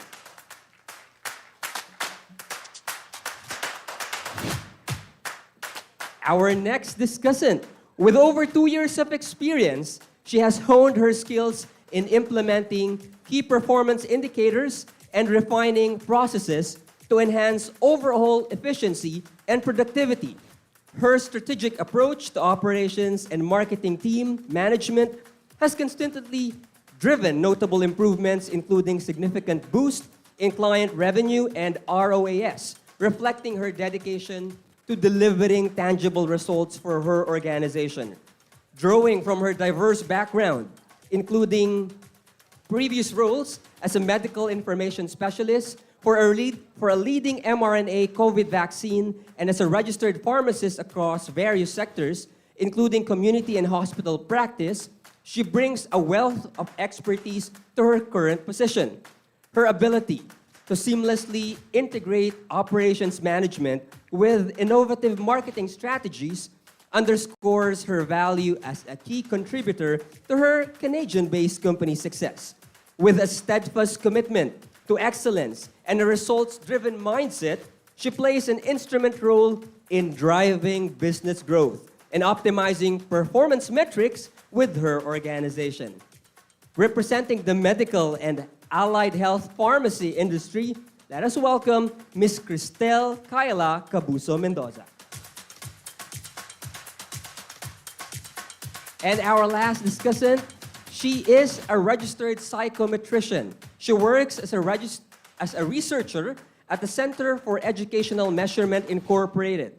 She is recognized for co-authoring assessment with a bachelor's degree in psychology from University of Makati, where she excelled academically and fostered mentorship. She now gives back as a content validator and offers free review sessions.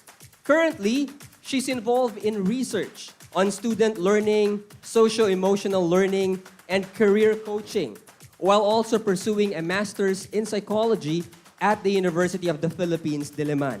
Passionate about test fairness and inclusivity, she enjoys hobbies like painting, poetry, biking, and dragon boat rowing. Representing the science industry, let us please welcome Miss Angeline M. Mercado.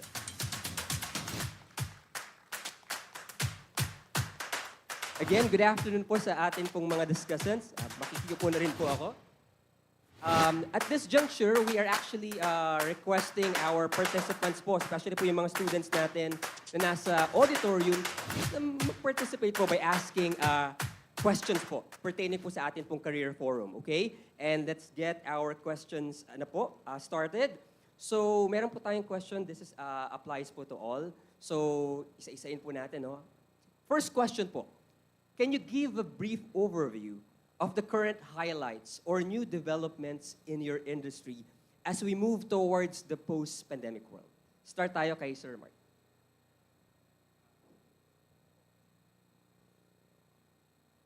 So, hello, Herons. So basically, sir, parang we're after with the current status po sa industry ninyo after this pandemic. No? Actually, nasa post-pandemic na tayo. So may mga changes po ba sa processes like sa hiring siguro, sa technology, or same old po ba tayo dyan, sir? Sa ngayon kasi, during the post-pandemic, syempre, kasi sa construction industry, on-site kasi tayo eh.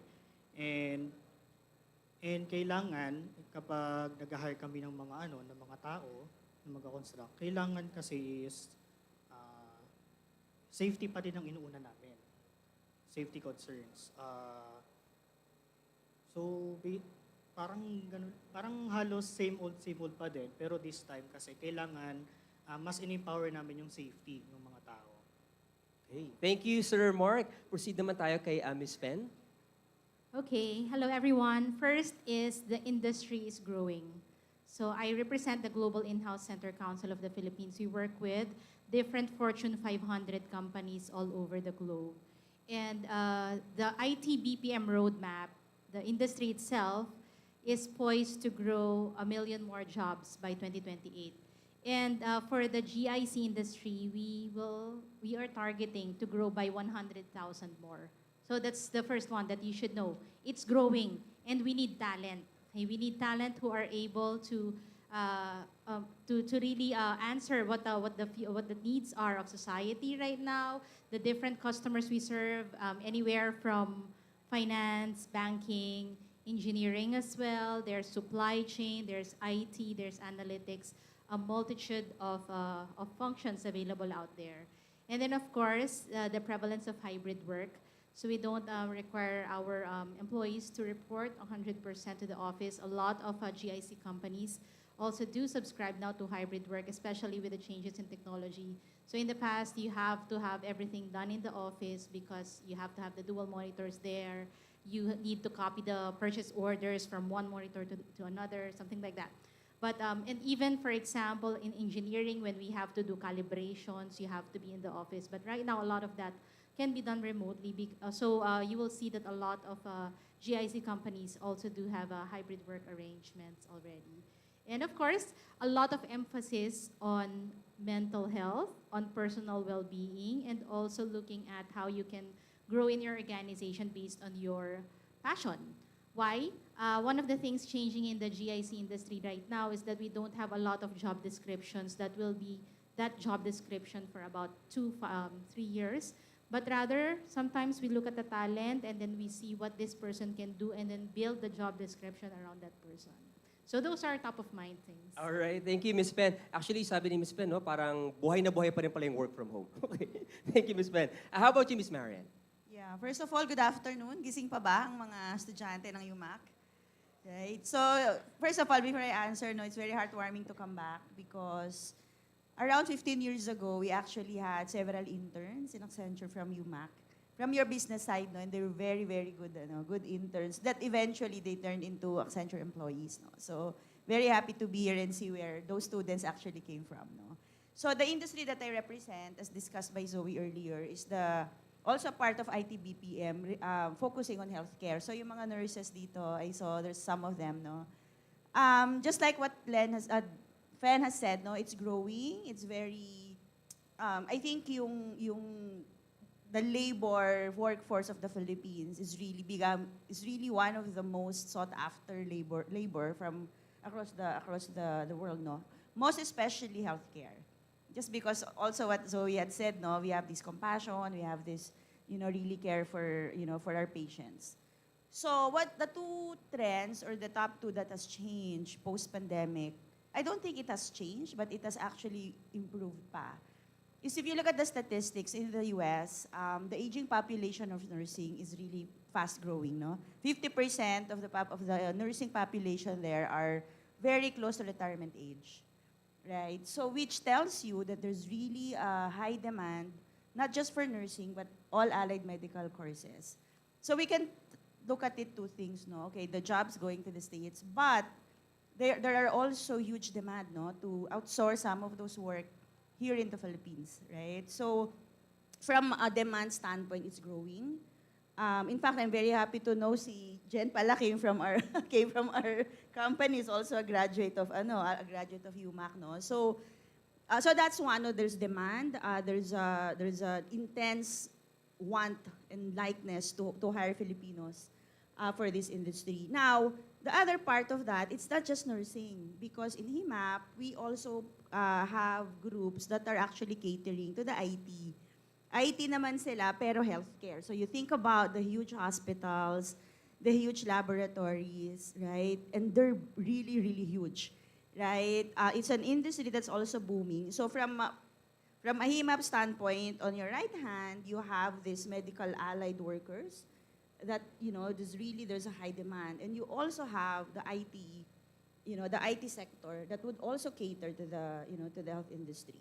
So that's the first one. The second one, if you look at the intersection of the worker and IT, that's the trend right now. So I'll tell you a little story. We have a USRN in our company who's actually 50% of his time is managing patients, 50% of his time is managing robots.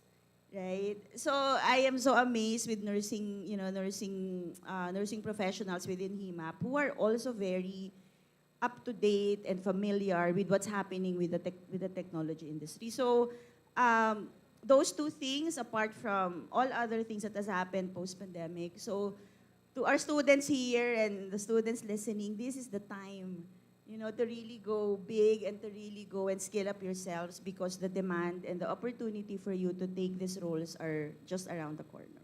Okay. Thank you. Thank you, Miss Marian. Interesting yung fusion, no, ng iba't ibang mga fields po natin. Let's hear naman from Miss Janina. Hello, my name is Jen. So I represent MaxiCare Health Services, Inc. So ngayon, yung MaxiCare kasi is one of the most known HMO companies dito sa Philippines. So it's a clinic-based type of facility. So hindi siya tulad ng hospital, pero ngayon kasi marami na siyang branches. So almost semi-hospital-like na siya without yung mga OR natin. So ang trend kasi ngayon, hiring sila ngayon kasi lalo na ngayon maraming gumagraduate na nurses and iba-ibang healthcare individuals like RadTech and MedTech. So I think from pre-pandemic and post-pandemic, wala namang changes kasi wala namang online na parang catering ng patients unless teleconsult. So I think wala naman masyadong changes doon. So ayun. Alright, thank you, Miss Jen. Yung teleconsult, no, parang mas naging sikat yan during the pandemic. No? And until now, meron pa rin namang mga teleconsult. Thank you, Miss Jen. Let's proceed to Miss Kyla. Hi. Basically, I've seen a lot of change post-pandemic in my industry. I represent the pharmacy industry, basically. But right now, you will be in awe and shock that I work in a healthcare marketing sector. So gone are the days that pharmacists, healthcare professionals are just situated in hospitals, clinics, for example, pharmacists dispensing medicines and all that stuff. But right now, the jobs are expanding. I per se, I work remotely for a healthcare marketing company based in Canada.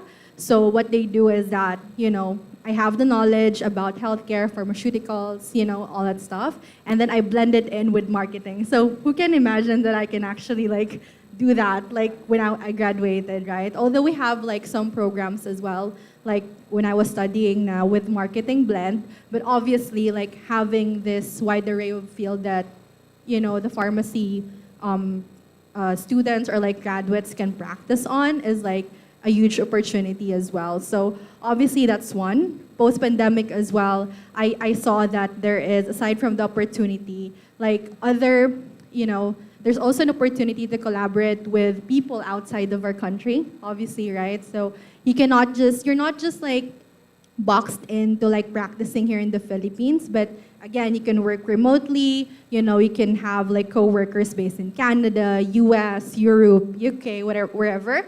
And you're able to practice your profession at the same time, and you can let them feel ito pala yung Filipino practice as well, and they're able to recognize you as well that magagaling pala yung mga Filipino. They have this innate communication skill. They're very good technically. Even their soft skills are very good. So it also brings more opportunity to people in our country basically, because they tend to or more inclined to hire as well remotely. So because they can see Filipinos can do it. So I think those are the very big things that I can see in my industry that has changed. Okay, thank you, Miss Kyla. So talagang Filipinos talaga are actually hireable, no? Lastly, let's hear naman from Miss Angeline. Yeah, so good afternoon, everyone. So I'm Miss Angel, and I came from the industry that is a combination of education and psychology. Because what we do at work is we develop tests and assessment to help students and school make informed decisions. So basically, those are two fields intersecting. And now we also, of course, we also have statisticians. So that's another field, so that we will have a more accurate assessments when it comes to educational testing. Then, after the pandemic, there is a big demand, and even during the pandemic, there's a big demand for assessment to be online. So that's one. There's the factor in the technology talaga na hindi mo siya maiiwasan na, especially during these days na. Even if we prefer face-to-face classes, may mga times talaga na kailangan siyang online, like during the pandemic. And that made a great impact in us, in the development as well as the setbacks, because we all know that there's a learning gap because of the pandemic. And hindi lang learning gap yung ina-address natin, yung differences din ng learning styles ng student, mas hindi nakaka-adapt yung iba when it comes to online learning. So we have to factor that in assessment and how those assessments can help the student cope in a way na it will point out their strengths and point room for improvements, rather than just ranking them out from top to bottom. Kasi there's already an interplay of privilege when it comes to face-to-face classes. And more so, there's a larger gap with that privilege when it comes to online classes. So I think that's one. And then another point is it became more humane, because we can see na the pandemic brought us so much realization, especially in the mental health of the students. So that's also one point that we are focusing so much more right now. There's already a demand before pandemic, but there's larger demand right now. And I think it's very appropriate na we are catching up with the mental health of the students as much as we are also catching up with their academic excellence and skills. Because right now, the trend is towards social and emotional learning, social and emotional skills. So it's good that we have technical skills, the content knowledge of our field, but also we have to be collaborative. So that's the third point. The field is going to be more collaborative, integrative with all the fields that are present na hindi lang forte psychology is we will just work with other psychology majors, or we are also working with education majors and as well as those people in the IT industry, those people in the statistics field, and so much more. So I think right now the sky is the limit when it comes to the combination of field that you can infuse. So ang nagiging trend is you can have a goal of the profession that you like and have those combination of skills and knowledge. Hindi lang yung isang course lang yung alam mo. Okay, thank you, Miss Angel. Okay, so sabi ni Miss Angel, mas mataas pa rin pala talaga yung demand natin, especially concerning mental health. Alright, I totally agree naman sa aspeto na yan, no? We will now proceed sa ating second round of question, pero again, we are just reminding our student participants na nasa auditorium, please, kung may mga questions kayo, you can utilize po yung microphone na natin na nasa harapan po ninyo. Alright, let's have our next question po. Again, para pa rin po ito sa ating discussants. Mukhang interesting to, especially sa side po ng mga students natin ngayon. What are the career opportunities that fresh graduates can take advantage of? I guess at this juncture, I'll be starting naman kay Miss Angel. Miss Angel, would you mind? When it comes to career opportunities, since we already have gone online, so mas lumawak siya, no? So you can work here physically, and you can report to office, of course. Then you can have also hybrid. Then you can have a fully online work. And with online work, you can work here nga in local companies like that. And we can also have work na offshores. So there's a big demand talaga. And I think one of the things nga that changed after the pandemic is that hindi na gaanong specific yung mga employer when it comes to the degree. They are more focusing on the skills that you can offer and the experiences that you already have. So aside from focusing dun sa, of course, with your diploma, credentials, ganyan. Of course, sometimes that's important and necessary. You can also focus on the skills that you already know. Kasi nga, as mentioned before, baka hindi tayo ganun ka-aware na may ganun pala tayong skill, bakit hindi natin nilalagay sa resume? Okay, thank you, Miss Angel. Let's proceed naman po kay Miss Kyla. Miss Kyla, again po, same question po. Ano po yung mga career opportunities for our fresh graduates? Yeah, so as mentioned earlier, it's almost sky is the limit, right? With the remote industry right now. So I per se, like I have just been practicing like with my company, with the remote job like blossoming as well post-pandemic.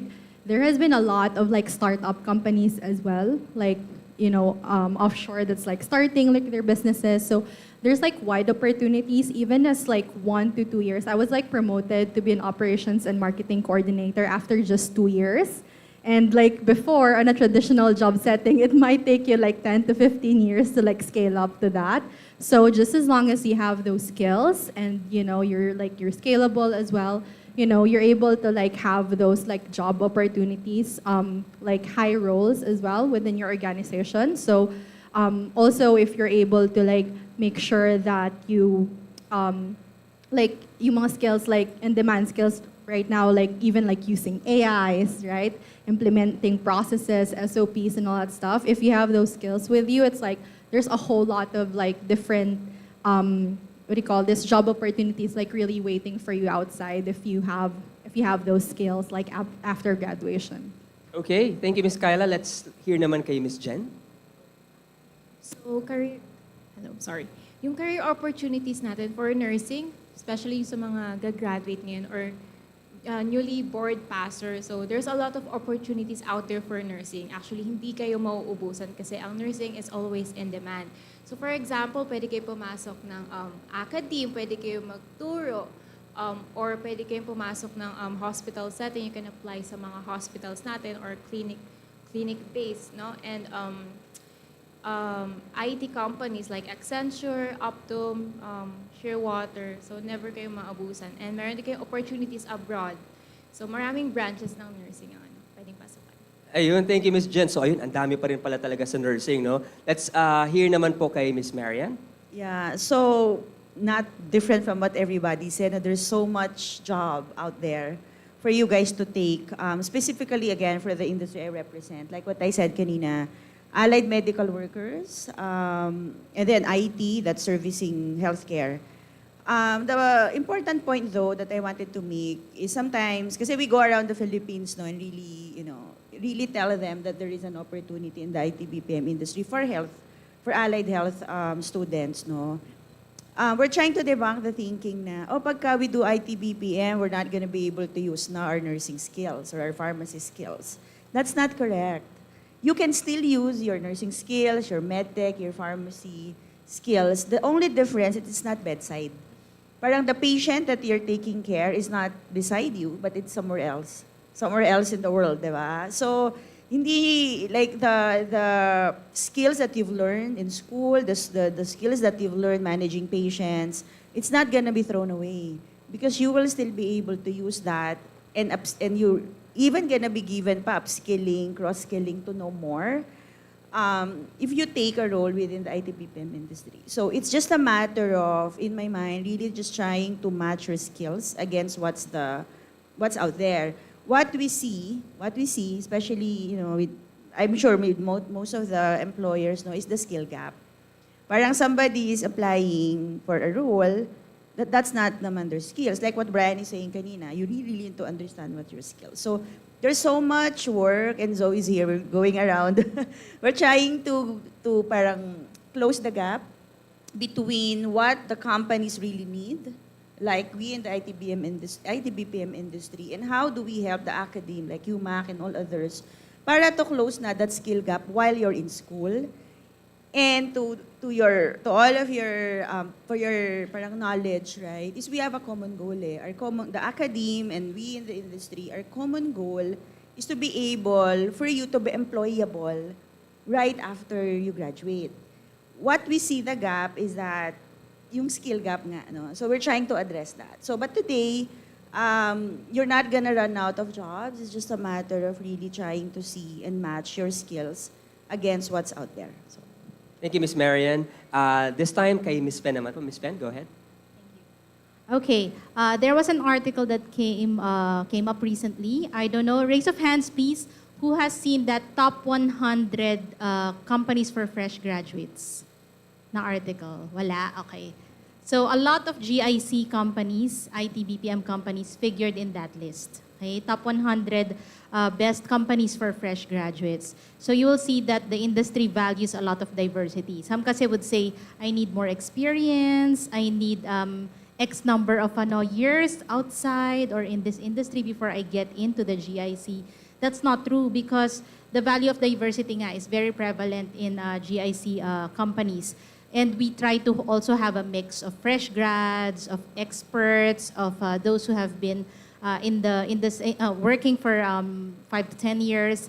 We tend to have that mix in the organization. So there are a lot of opportunities for IT graduates. I was asked to speak doon sa slant ng IT. So for IT graduates, you start with desk side support, you start with service desk, but there's also a lot of focus right now on digitalization. So a lot of the manual processes that are still being converted, being automated. We need a lot of IT there, analytics as well, a bit of programming knowledge in the analytics space, and also making sure that content creation that also has a slant of both creatives and then the IT side. So those are the things that would appeal, I think, to the IT students here in the group.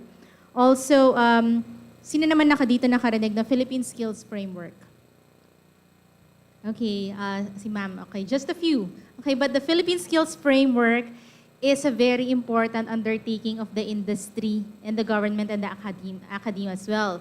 So make sure, once you get your signal, medyo mahina yung signal dito inside, no? Google the Philippine Skills Framework or Microsoft Edge, the Philippine Skills Framework, because that will give you a good view of what is out there. What skills do you need to develop, or you want to be an expert at something? What trainings do you now need to attend? What the government did here is to make sure that the tracks that we are doing the Philippine Skills Framework for, kasi work in progress pa siya. Now we are building it according to the needs of the industry. So right now, a lot of the IT-BPM sector, subsectors, ito yung lalabas na Philippine Skills Framework. So that's gonna be important as a fresh grad for you to be able to figure out paano nyo i-build yung career nyo. And again, ang pag-build ng career nyo is not just you. It's not just you doing it by yourself or with your friends, but make sure that you understand the goals of your organization, the goals of your team, and that you also be assertive and be able to speak to your immediate superior once you are in the industry, no, para ma-plan out nyo yung career nyo. Okay, thank you, Ms. Pen. And Sir Mark naman, let's listen kay Sir Mark. Sa construction industry, malaki ang career opportunities natin dyan. Especially now na ang construction industry sa Philippines is growing, evolving, and also adapting to the modern technologies. So, ang maganda kasi sa construction industry, especially sa mga fresh graduates na despite na graduate na sila or nag-take ng board exam and they passed, sa industry kasi is nagbabago siya. May changes pa din. So, every day may mga pumapasok, nagkakaroon ng learnings dun sa mga ano natin, sa mga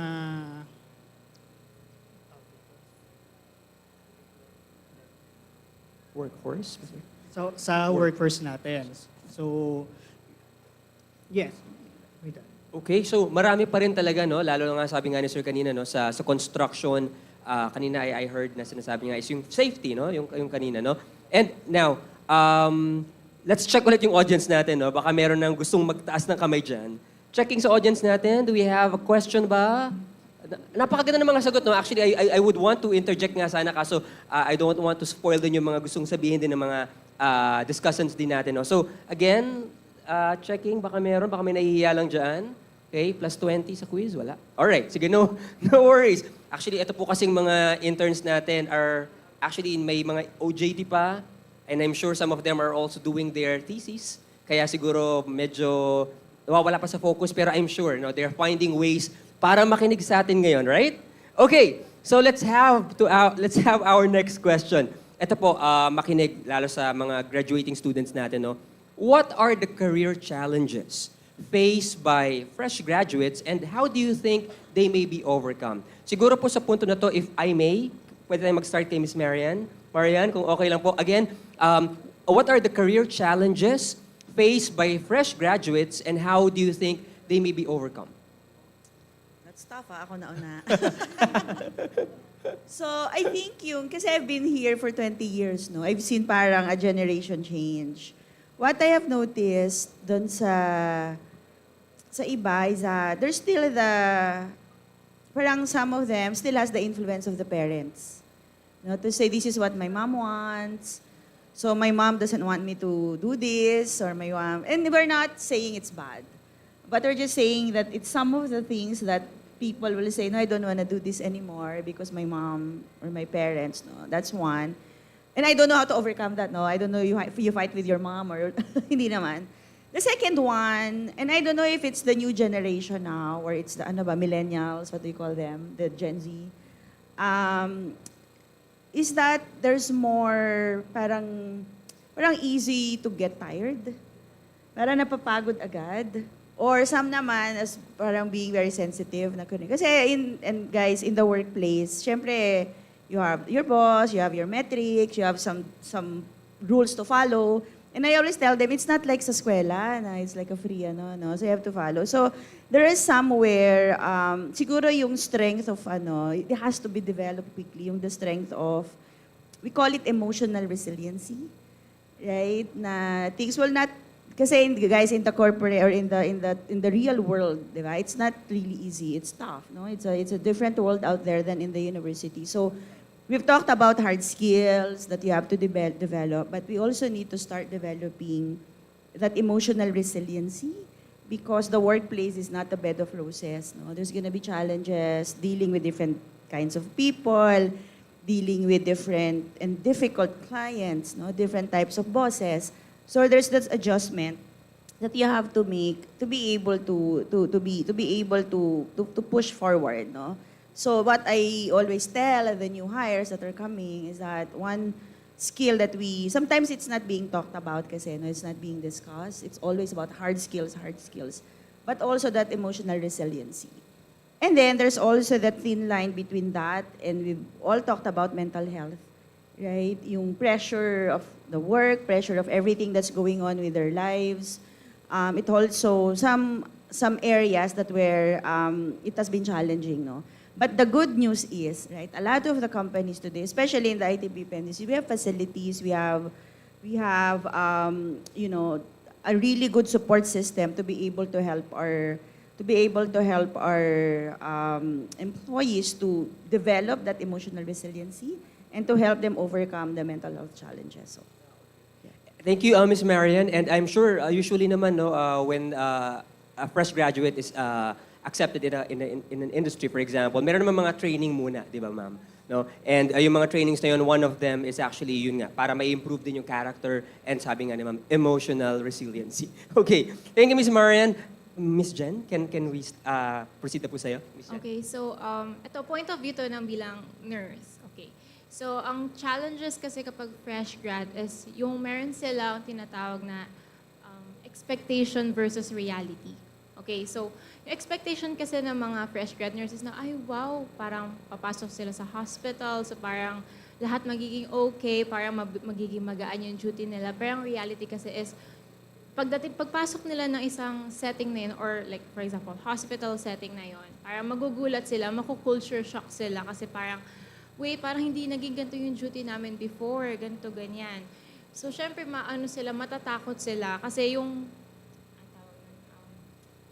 comfort zone nila hindi gano'n na parang ang hayahay lang ng duty namin. Pero ngayon, this time kasi, pag fresh grad ka na, pag license ka na, you're on your own. Pero syempre, may mga trainings yun. Pero iba pa rin kasi kapag you're on your own na parang meron ka ng license na pinoprotektahan. So, magiging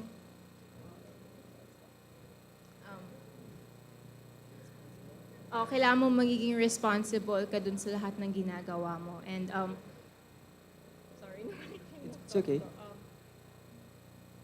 And ayun nga, yung challenges na possible na may mga encounters ka na mabubuli ka with sa work mo, ganyan. Pero you have to be strong, like Miss Marian said, na maging strong ka and huwag kang basta-basta magpapatalo sa mga challenges na yan. Kasi kapag bigla-bigla kang susuko, ano na lang mararating mo, di ba? So kailangan face forward, gano'n. All right. Thank you, Miss Jen. Let's hear kay Miss Kyla. Yeah, so I think I'd like discuss it in like two parts. So after like graduation, because I really experienced it firsthand. So after graduation, I was like, although there are like a lot of opportunities out there for pharmacy graduates, like even like some companies would reach out to us directly before graduation, before we get our licenses, right? But like the first thing you have in mind is your mentality and mindset saying like, what now? Where should I go? Especially for like people who doesn't, like for me when I graduated, I really didn't know what track I would like pursue. So I was kind of like, okay, would I go to a hospital practice? Would I go to, community practice, dispense medication? Would I go to manufacturing, which is like I make the, medications and all that stuff. Which then I realized, kind of like I jumped ships from one job to another because I was trying to discover, like, where should I really go? Where would my calling be, really, right? So I think like for fresh grads, I'd say like, don't be afraid to like try like every opportunity that you can get. Obviously, don't jump from one job to another after 3 months. That's not advisable. At least stay for a year or two, or like probably until you can find whatever is like you're most comfortable with or you really like to do.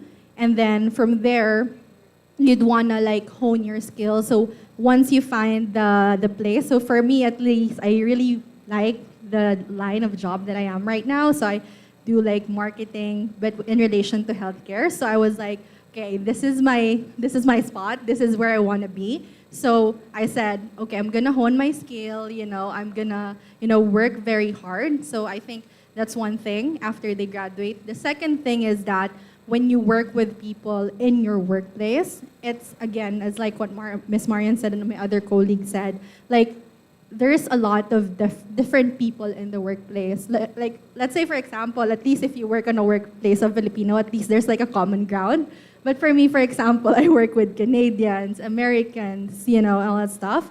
Like, they have different culture, upbringing. So what could be like humorous for them, like funny for them is not funny for me sometimes. So I kind of have to build or understand that gap. And at the same time, like, make sure that I adapt to it as well. Because in the workplace, if you want to stay and if you want to do very good, I'm not saying like you stay even if you don't like it, but you have to understand that the workplace has like a certain dynamic to it. So you have to adopt, you have to be resilient, and you have to obviously like find what makes you happy because then you'd stay there. So I think that's my take with that. All right, thank you, Ms. Kyla. Let's hear naman from Ms. Pen. Thank you. Okay. Question first. Hindi. Mamaya na yung question ko. Wala pang explanation, nagko-question na yun. Okay. So here's the thing. For GIC companies, pay attention to this one. Culture is very important kasi we want to retain our employees. Okay? We don't want that you go to the office and then we don't provide you training, or we make it uncomfortable for you, or you feel excluded, or you don't feel included in the organization. So if we end up losing you, then it's on us. That's a problem of the organization. That's a problem of the company.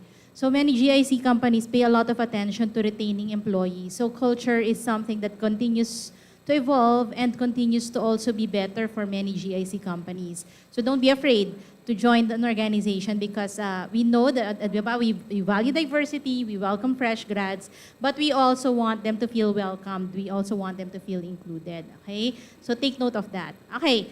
For fresh grads now, ano yung challenge? Okay.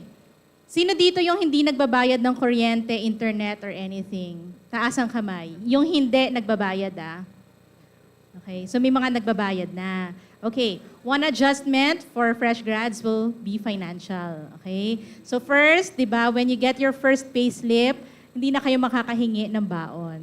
Di ba na? So, hindi man kayo makahingi ng baon, pwede naman utangan ng parents. Ayan. So, malambot yung puso nila sa inyo. So, yan, financial. There's a lot of freedom that comes with it. Di ba? Sino dito yung nag-wish, sana makapagtrabaho na ako para may sarili akong pera? Or marami ba sa inyo may sideline na nagbi-BNS sa Twitter? Sino yung mga nagbi-BNS dyan? I'm sure, di ba? Meron na kayong mga buy and sell, BNS in Twitter. Sorry, I'm army kaya lagi ako nasa Twitter BNS. Ayan. Okay, so yan. So first, financial, di ba? It's good if you are earning right now so you know how it is to contribute to the household.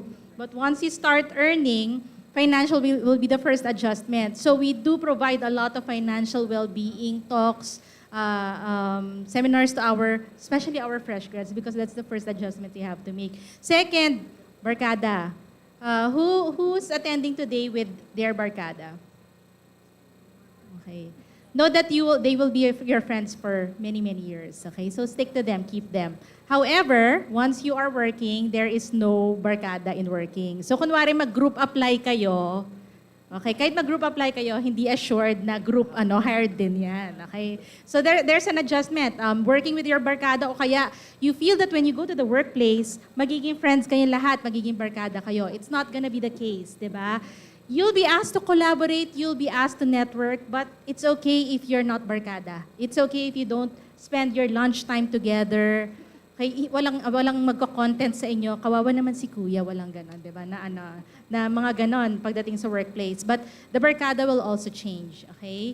Because you will be asked to collaborate professionally, network professionally, but you don't always have to be personal in all your dealings as you adjust in the workplace. Lastly is instruction, okay? In the workplace, we provide training.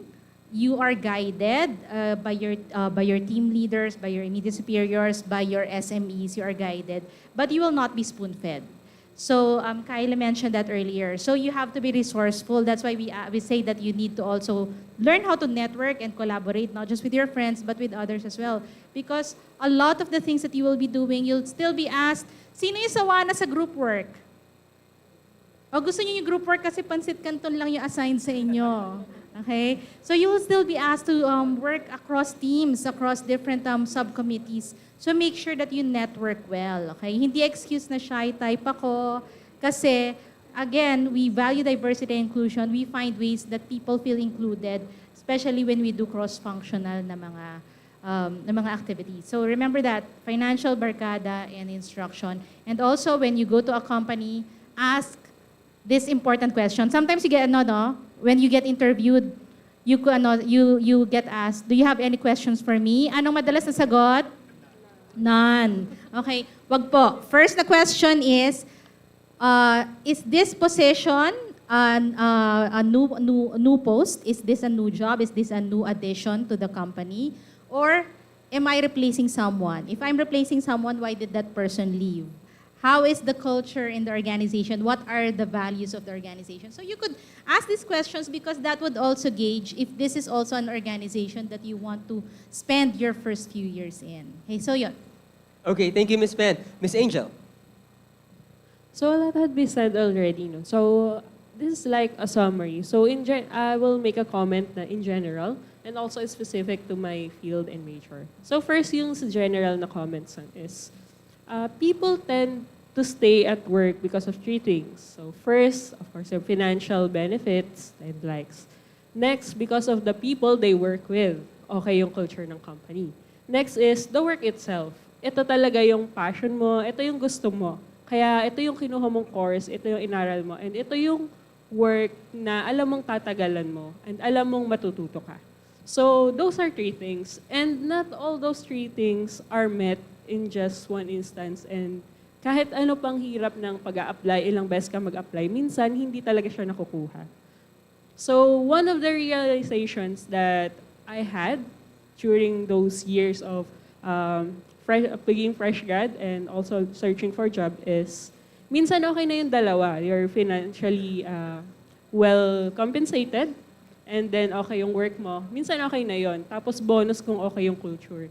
Minsan others prioritize yung culture and also yung work. So it's your own combination kung alin yung mag-work sa'yo kung hindi mo kaya yung tatlo. But my advice is at least dalawa dun sa tatlo. Para isa lang yung ifo-forgo mo.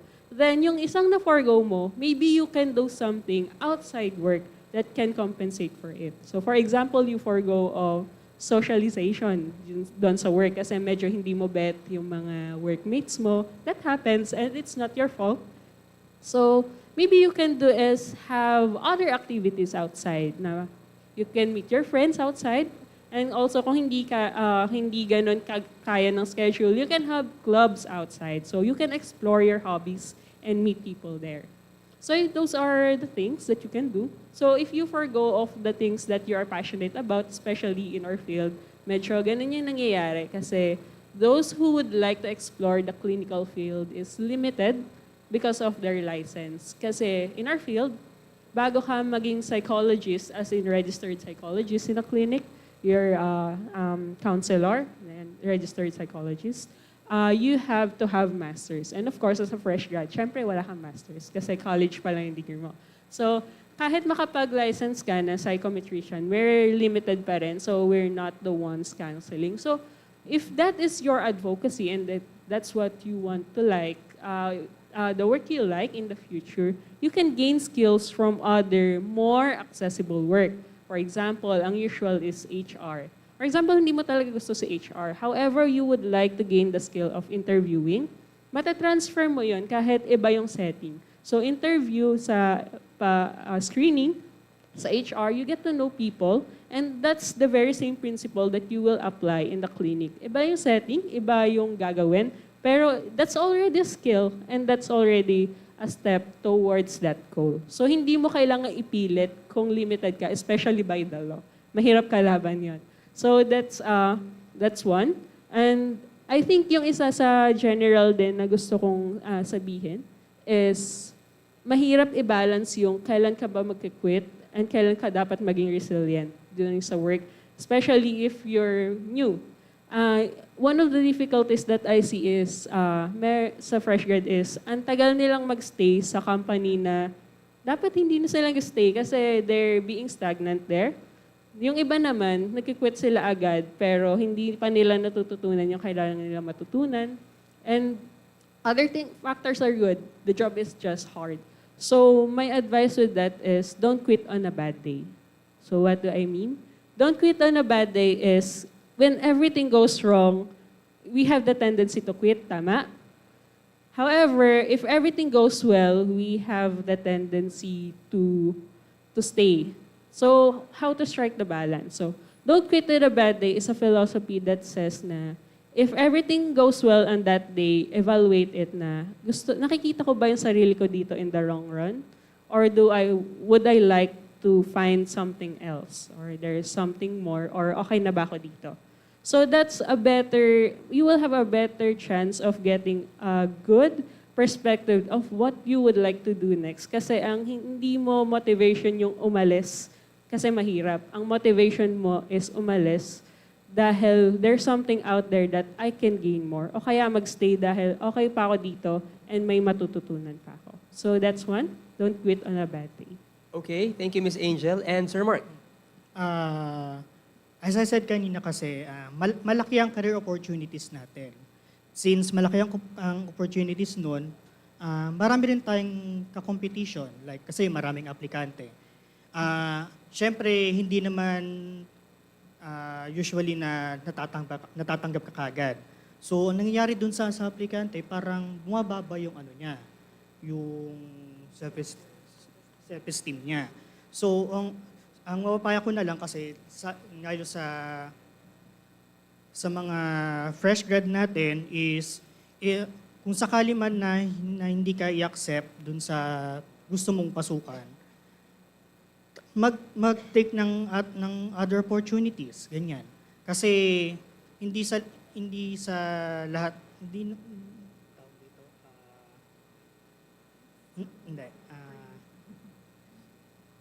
hindi sa lahat kasi ng pagkakataon is kung ano yung gusto mo is yun na rin mismo. You have to strive hard. Kailangan mong ipaglaban yun, kailangan ma-reach mo yun. Ganon. And also, dun sa mga sa mga aspiring nating fresh grad na applicants, you need to stand up. Kailangan is ipakita mo sa mag-interview sa iyo kung ano yung skills mo, and siyempre yung skills mo kailangan mag-match dun sa gusto mong i-apply. And then and of course, kung sakali man na makapasok ka, siyempre during the first day kasi magtataka ka anong gagawin mo. So one thing naman doon is ask for assistance sa colleagues mo, sa supervisor mo, pero hindi all the times na lagi kang hihingi ng tulong sa kanila. Kasi as times goes on, kailangan ikaw na mismo gumagawa. Responsibility mo yon. So, kailangan during the first days or months na nagtatrabaho ka, you need to build your own. Okay, thank you very much, Sir Mark. Thank you po sa ating discussants. At this moment po, actually, we were able to gather questions from our online registrants po. And the questions are actually addressed directly po sa inyo pong mga nasa harapan po natin ngayon. No? To begin with po, we'll start po with the construction and engineering kay Engineer Mark. May we request for a brief answer siguro po for this part.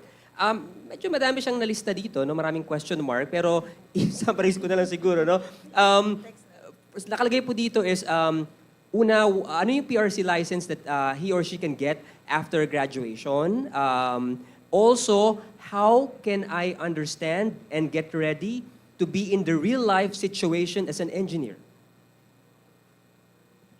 Yung first, ano daw yung PRC na pwedeng ma-avail? Siguro ng mga engineering students natin after graduation? Or ano yung, kung ano yung mga ano lang sir, applicable lang siguro sir? Siyempre, sa engineering, marami kasing field ng engineering. May civil engineering. Yes, sir. I think we can focus sa construction and So, engineering. sa construction, siyempre, civil engineering ang kailangan ito. So, yung sa second... And yung pangalawa naman, sir, I think gusto niya sigurong maging career ready. Siguro pagiging career ready as an engineer. So, paano niya ihahanda yung kanyang sarili para maging future engineer?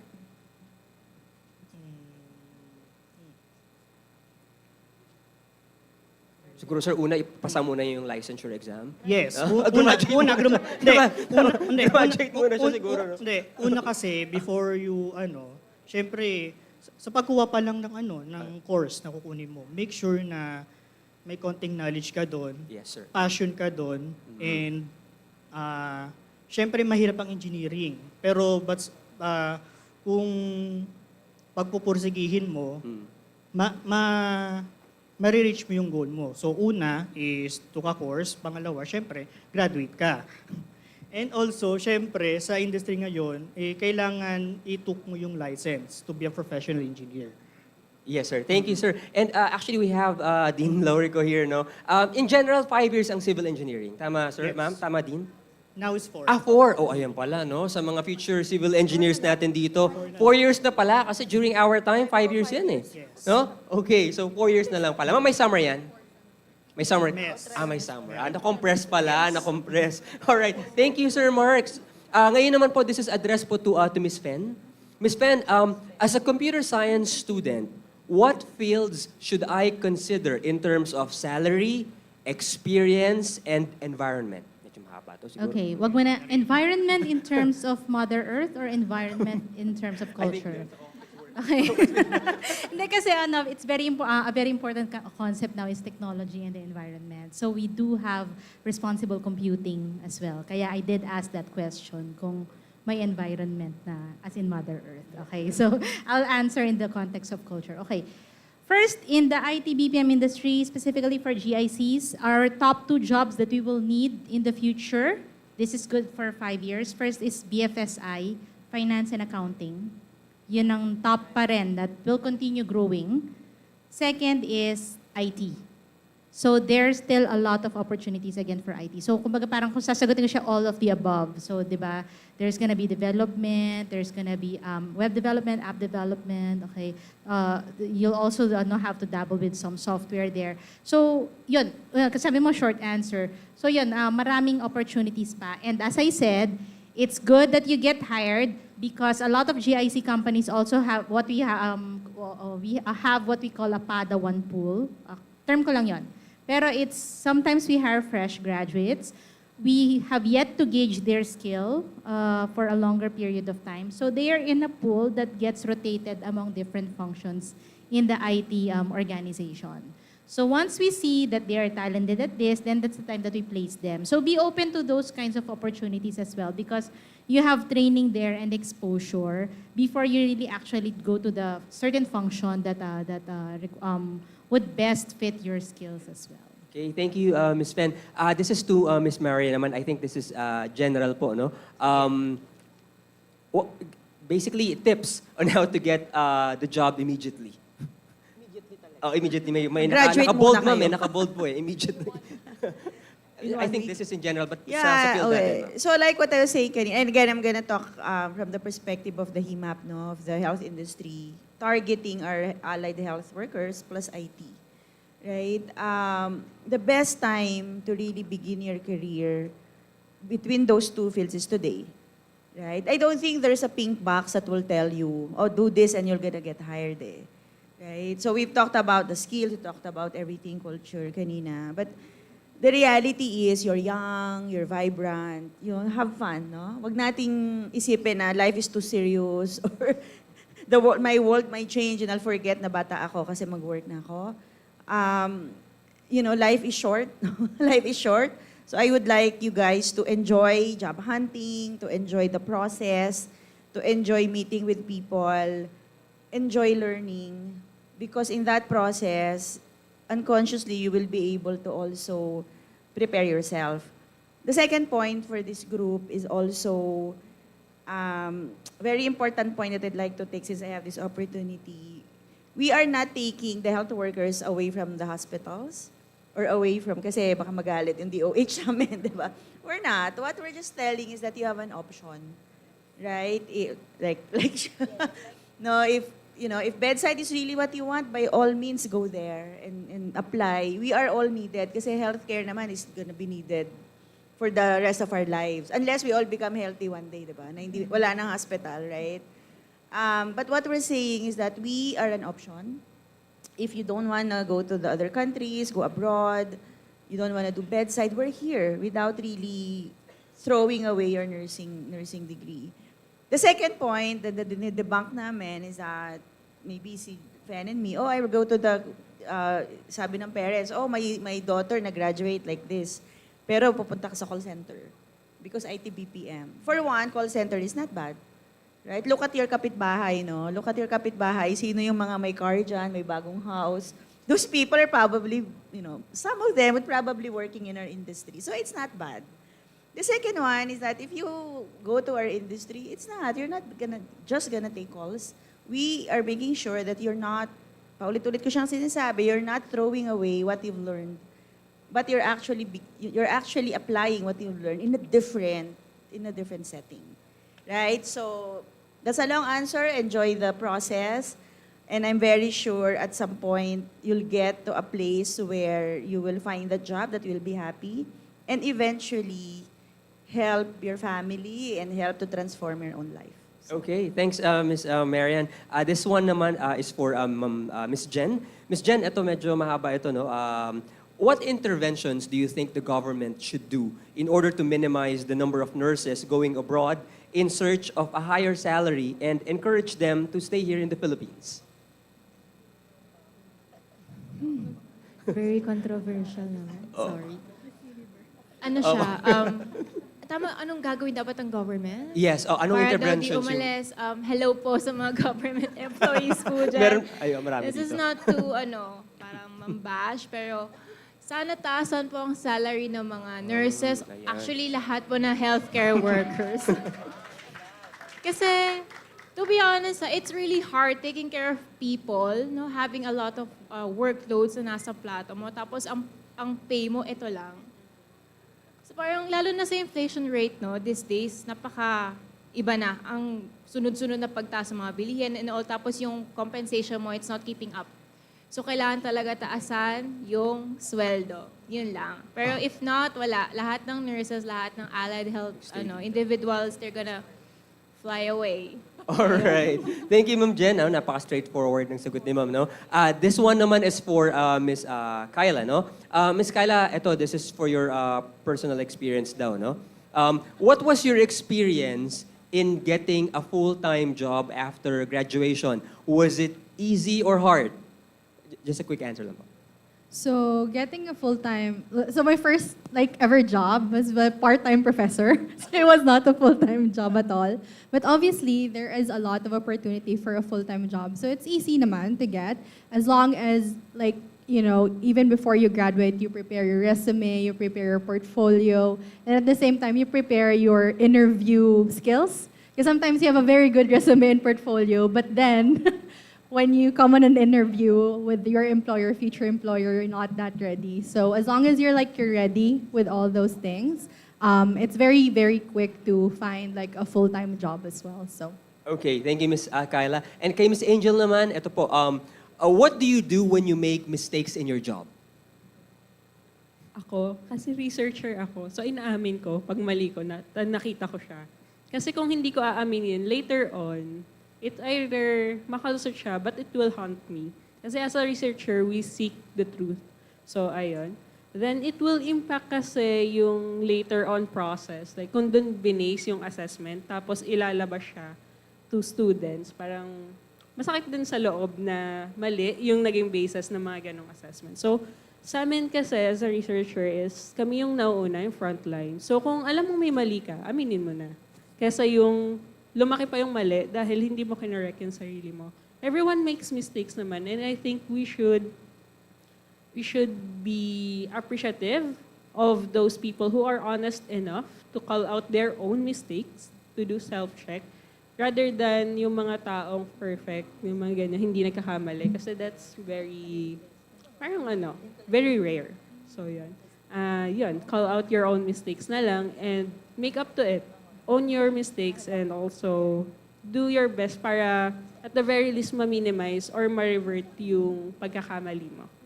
Okay, thank you, Miss Angel. Well, marami pa tayong mga questions, no? Pero let's just filter lang yung siguro mas important po, no? All right. I guess this is very interesting to all of us here, no? Especially sa mga students natin. To everybody again, no? What is the estimated entry-level salary for fresh grads sa inyo pong mga fields? Okay, start tayo kay Ma'am Angel, and kung okay lang naman siguro ma-disclose, no?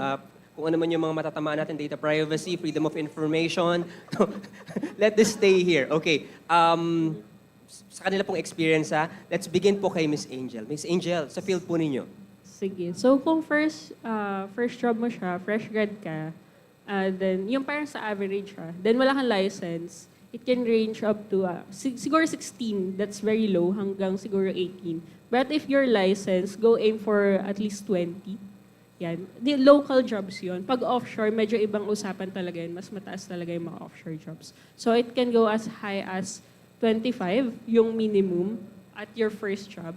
Then it can go as high as around 30, 35. Depende yun sa skill. Pero that's the general overview of it. Especially maraming offshore jobs na pang industrial psychology, HR, ganyan. And also with data science, psychology and data science, it's already a big field, so medyo malaki din. Depende sa field mo, but that's the overview. Okay, thanks. So that's between 16 and 20, and then 30 and 35. Okay, all right, thank you. Miss Kyla. Yeah, so in our field at least, well, really it depends if, obviously I think the question is from Metro Manila naman, right? So most likely for an entry job pharmacist, the range would be like entry position, like 20 to 25, around that range. And then if you kind of scale up, obviously it might increase. In the province though, it might be a different scenario. It can range like between 15 to 18, like very low. So hopefully in the near future, whether you're in the province or in Metro Manila, I hope it can like equalize. But generally around that range. Okay, thank you. So that's between 20 to 25. Okay, 20 and 25. All right, let's hear naman kay Miss Jen. Miss Jen. So for an entry-level nurse, so dito sa Philippines, if Metro Manila based, I think around 19 to 23. If a private company, but if you're working for a government employee, I think mga nasa ranging 27 to 30, I think entry-level. So depende talaga kung naka-private company ko or government employee. Okay, so mas mataas sa government. Yes. Okay. Thank you, Miss Jen. Kay Miss Marian naman. I will answer this way, no? Yeah, sure. It's good enough to start. It's good enough to make you happy. It's good enough to start building. It's good enough to start saving. But what I would advise you when you get a job, do not just look at the base pay. Kasi we're just talking about the base pay. You look at the other benefits. Meron ba silang MaxiCare? The MaxiCare ba is free for my parents, diba? Do they have a HMO? Do they have a variable pay? Yung variable pay, yun yung if you do well, may bonus ka every month, right? Yeah. So pagka pinagbuti mo palalo, then you'll get more. Diba? The more masipag, the more magaling, the more money. And sometimes, it's a joke, no, running joke. Kasi sometimes there's also some overtime, no? So sinasabi nila, what do you want? Tulog, pera. Sometimes you have to choose. What do you want, no? But my guidance to you guys is that you look at your base pay, you look at the other benefits, but you also look long term, right? If I get some money today in this organization, and I go to the other organization, how much money will I get in the next 3, in the next 5 years? So you look at today, but you also look at your future, right? And yun. So that's my advice. Sorry, but no money that we can say here. So. Okay, we'll respect that. Thank you, Miss Marian. Miss Pen. Okay. Enough para makapag-samgyupsal ka at least twice a week. Ayan. So, yan. Once a week. Once Twice a week. Okay. Twice a week daw. For many GIC companies, we pay above the industry the norms that you hear right now. That's usual for many GIC companies.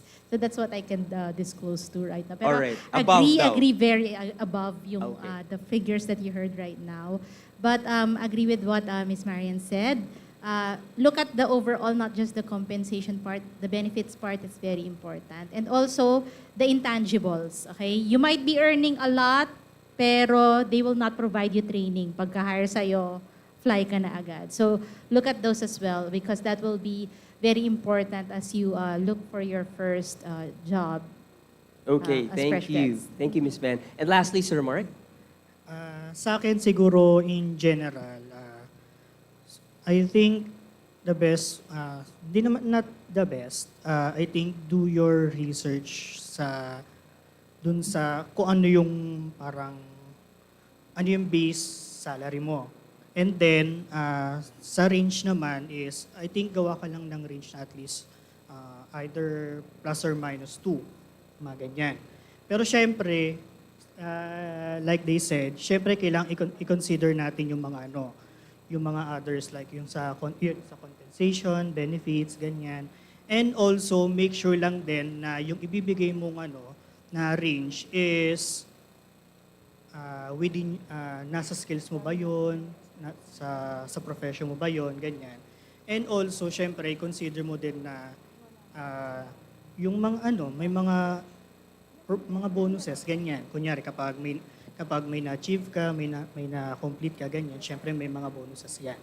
So lang is, sa mga fresh grad na mag-apply, so do your own research first, then make range, then syempre, lang yung kung ano lang yung yung parang safe na parang salary ganyan para sa'yo. Okay. Thank you, Sir Mark. No? So basically, kailangan ma-check natin no, yung compensation package no, na in-offer ng organization, which will vary naman. No? Okay. I guess sa part na to, anybody can answer. Okay? Para hindi rin po kayo po magtagal. Ito, napaka-interesting din po nitong natanong na to. How do you handle an aggressive boss? Anybody can answer po? Ayun ang tanong. Define aggressive. Oo nga. Paano nga ba yung pagkaka-define ng aggressive dito? Siguro yung pagiging aggressive, palautos. If I'm going to interpret, baka palautos. Yung parang hindi ka pa tapos sa isa, meron na naman isa. O di naman kaya baka panay pagalit siguro, no? Tama yung ginawa mo naman, yung output mo, pero hindi ito daw ang in-expect na output, something like that, no? Yeah, I agree, no? Baka iba-iba tayo ng interpretation sa pagiging aggressive na boss, no? Baka yung isa nagmamadali, tapos ikaw mabagal yung pacing, no? Something like that. But for your point of view, siguro, how, siguro in general, no, we can handle an aggressive boss, no? Especially to this fresh grads. Fresh grads? May question? Okay. Anybody who would want to, sure, Ms. Pen. Okay. In any organization, there's always an objective, okay? Know what the objective is, talk with your immediate superior, and then talk about the objectives, the goals first, okay? And then whenever, let's say, you encounter, kasi mahirap i-define yung aggressive what might be aggressive for you is okay for me, okay? So ang importante when dealing with, yung nagkakaroon ng aggression because there is ambiguity. So if there's ambiguity, ang kailangan mo syempre clarity, 'di ba? So know what the objectives are, know what the expectations are, and then have that conversation. Very important at the start, ano yung working style nyo. Kayo bawat isa. GIC companies, we train our leaders a lot because as I said, employee retention is very important to us. Okay? So our leaders are also asked to also interface with you well. Diba? And that starts with very good expectation setting, a resources conversation also, and then ano yung deliverables nyo. And when conversations happen around those, what you need to deliver as an individual, as an organization, then hindi nagkakaroon ng a lot of impact yung differences ng personalities or yung issues about whether this boss is someone that you like working with or not. Kasi nga, ano doon kayang usapan nyo sa deliverables. Pero ay, ang hirap kasi ng question eh, Yeah. di ba? Tapos may time limit tayo. So parang dapat medyo counseling Yeah, ang tawag fair siya. enough, Miss Pen, no? So yun nga, no, basically, no, sabi nga ng mga discussants nga natin, no? So it's very important, I guess, siguro to understand, no, yung deliverables natin. And I guess good communication will really matter, no? All right, we're down with our last question. May we request for actually a short answer po sa last po na tanong natin. What is your message to our graduating students who will soon join the labor market? Ms. Angel, can we begin sa'yo? Just a short message to our students here and those watching us Facebook, YouTube Live rather. So, paulit-ulit na nasabi na marami tayong job opportunities, especially now that we have gone online. So, the challenge is, alin doon yung gusto mo? So, I think that's a better mindset than wala akong ma-applyan or hindi ko alam yung applyan ko. Alin sa mga to yung a-applyan ko? Alin yung fit sa akin? Rather than alin yung mag-hire sa akin or saan ako makakapasok. So that's a better perspective na ikaw yung una mong iniisip. Kasi at the end of the day, all you have is yourself. And I think be creative. Kilalanin mo sarili mo and be creative on finding the job that fits your skill and your knowledge. I think it's more on the skill talaga. For example, in our industry, so I would like to be particular sa psychology, for example, na sa psychology kasi hanggat may tao, may trabaho ka. So kahit saan ka pumasok, mag-marketing ka, may psychology doon. Mag-school ka or mag-education ka, may psychology din doon. Sa clinic, may psychology din. Sa industry, sa HR, may psychology din. So, be creative. I think other fields are as much flexible din naman as us. I can speak for them, but I think, yun nga, be creative. Sky is the limit na ngayon na we have gone online. Thank you, Ms. Angel. Ms. Akayla, short message to our graduates or graduating students. Yeah, so as cliche as it might sound, but I would really say that do like the best that you can in every like job that you have, because like the quality of the work that you produce reflects how much you respect yourself as well. So always, do a better job, best job if not, because it's very important to have that. Because like your reputation in a workplace, your boss will recommend you to the next one if not. So that's very important for me. So I was once like you as well, just sitting here, nakikinig sa mga speakers, and I thought like, okay, thank you for the info that you provided. But later on, when I was like really working, one thing that really like stuck to my mind was like just bringing the quality of work, because it will reflect you, the school that you came from at some point, and even like the mentors that you have in the workplace. So yun lang. Okay, thank you, Ms. Kyla. Ms. Jen.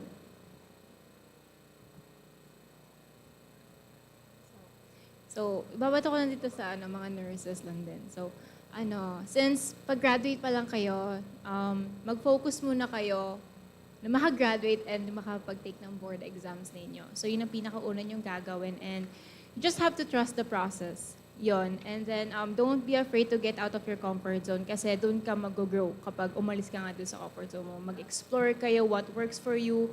No? So, ayun lang. Okay, thank you po, ma'am. Miss Marian, short message. First of all, congratulations. Graduates, pat on the back. Ayaw. Congratulations! Finally, tapos na. Now, if you go home, tapos those people in the YouTube, kung nandyan kayo sa house, congratulations to your parents. This would be, yung graduation day niyo would be their best day. I know because my son graduated 2 weeks ago. And I was teary-eyed seeing my son, getting the diploma. And I'm sure your parents will feel the same. So congratulations to your parents. Congratulations to UMak and to the teachers and professors. I don't have any message. I think we've talked about. Just enjoy the process. Enjoy job hunting. Make new friends. And I hope you consider a role in the ITBPM. And we'll see you on the other side in the real world. So, Okay. all the best to all of you. Thank you, Miss Marian. Miss Pen. Okay. Make a list of the things that you're good at. Okay? The things that you have achieved. Kahit na feeling yung hindi yan win, it's nothing compared to my classmate. No. Make a list of it. because those are the things that you would draw inspiration from when you are asked about what do you think of this, when you do your job interviews, when you get asked how did you overcome this. That will be your source of answer and inspiration because that happened to you in real life. Now, if it's a source of learning, something that you failed on, it's okay. You also list that because at the end of the day, it's a different you that came from that mistake. Okay, so list that, your achievements, and also how you overcame your failures. Thank you, Ms. Ben. And Sir Mark? So sa akin, short lang, if there's just, kapag merong isang opportunity, grab it. Kasi naniniwala kasi ako sa saying na do not step the same river twice because the course of the river always changes. So kapag hindi mo na-grab yung opportunity na yon, next time na dumating yon, parang iba na. So ang sa ano ko lang, kapag meron opportunity, i-grab mo na yon. Okay, thank you very much to our discussants. This ends our afternoon session po. And again, big hands po to all of them. Engineer Mark Louie Caramanchon, Miss Pen Magdalera, Miss Marian P. Castillo, Miss Maria Janina Siriban, Miss Kyla Cabuso Mendoza, and Miss Angeline Mercado. Miss Diane, back to you. Thank you, Sir Will. Actually, hindi pa po yun yung last question because there was one question that was asked to us. Tatanong ko na lang po. Ang tanong po ay, pwede daw po ba during the interview, tatanungin na kaagad ng fresh grad kung ano yung sahod na ino-offer ng trabaho? Like directly, how much are you offering to us? Pwede daw po ba yun? Anyone from you po who can answer? You could ask that question kasi ba't kayo magtatrabaho kung ayaw nyo ng sweldo, di ba? So you could definitely ask that question about the ranges. But first, know muna kung ano yung requirements ng job. Kasi baka mamaya sweldo na agad yung tanong mo. Hindi ka pala qualified. Mas masakit na sa heart yun. So maybe in the second to the third interview stage. Yeah. Especially if you are seeing.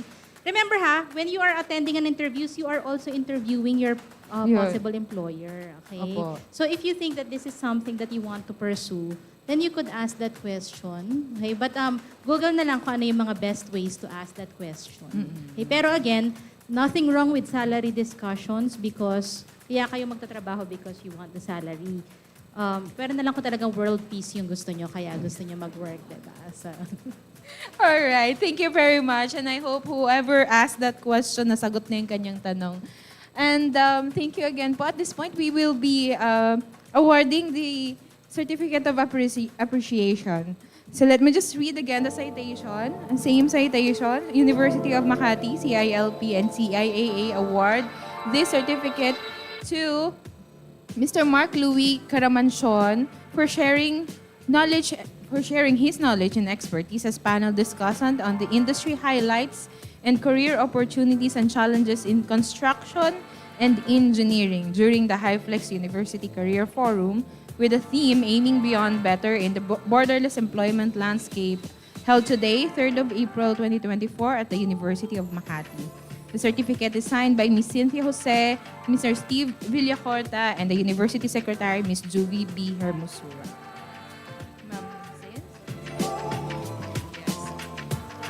The same certificate is awarded to Ms. Fen Magdalera for her inputs on for sharing her inputs on the industry highlights and career opportunities and challenges in IT and computer science. Another certificate will be awarded to Ms. Marian Castillo for sharing her knowledge on the industry highlights and career opportunities and challenges in medical and allied health. Same certificate is awarded to Ms. Angeline Mercado for sharing her knowledge and expertise in the industry highlights and career opportunities and challenges in science and technology. Same certificate is awarded to Ms. Maria Janina Siriban for sharing her knowledge on the industry highlights and career opportunities and challenges in medical and allied health. Last but not the least, the same certificate is awarded to Ms. Cristel Kyla Cabuso Mendoza for sharing her knowledge on the industry highlights and career opportunities and challenges in medical and allied health. All right, so let's just take some pictures. may we call on Honorable Councilor Benedict Baniked? I see you, sir, to please join us here on stage for the photo ops.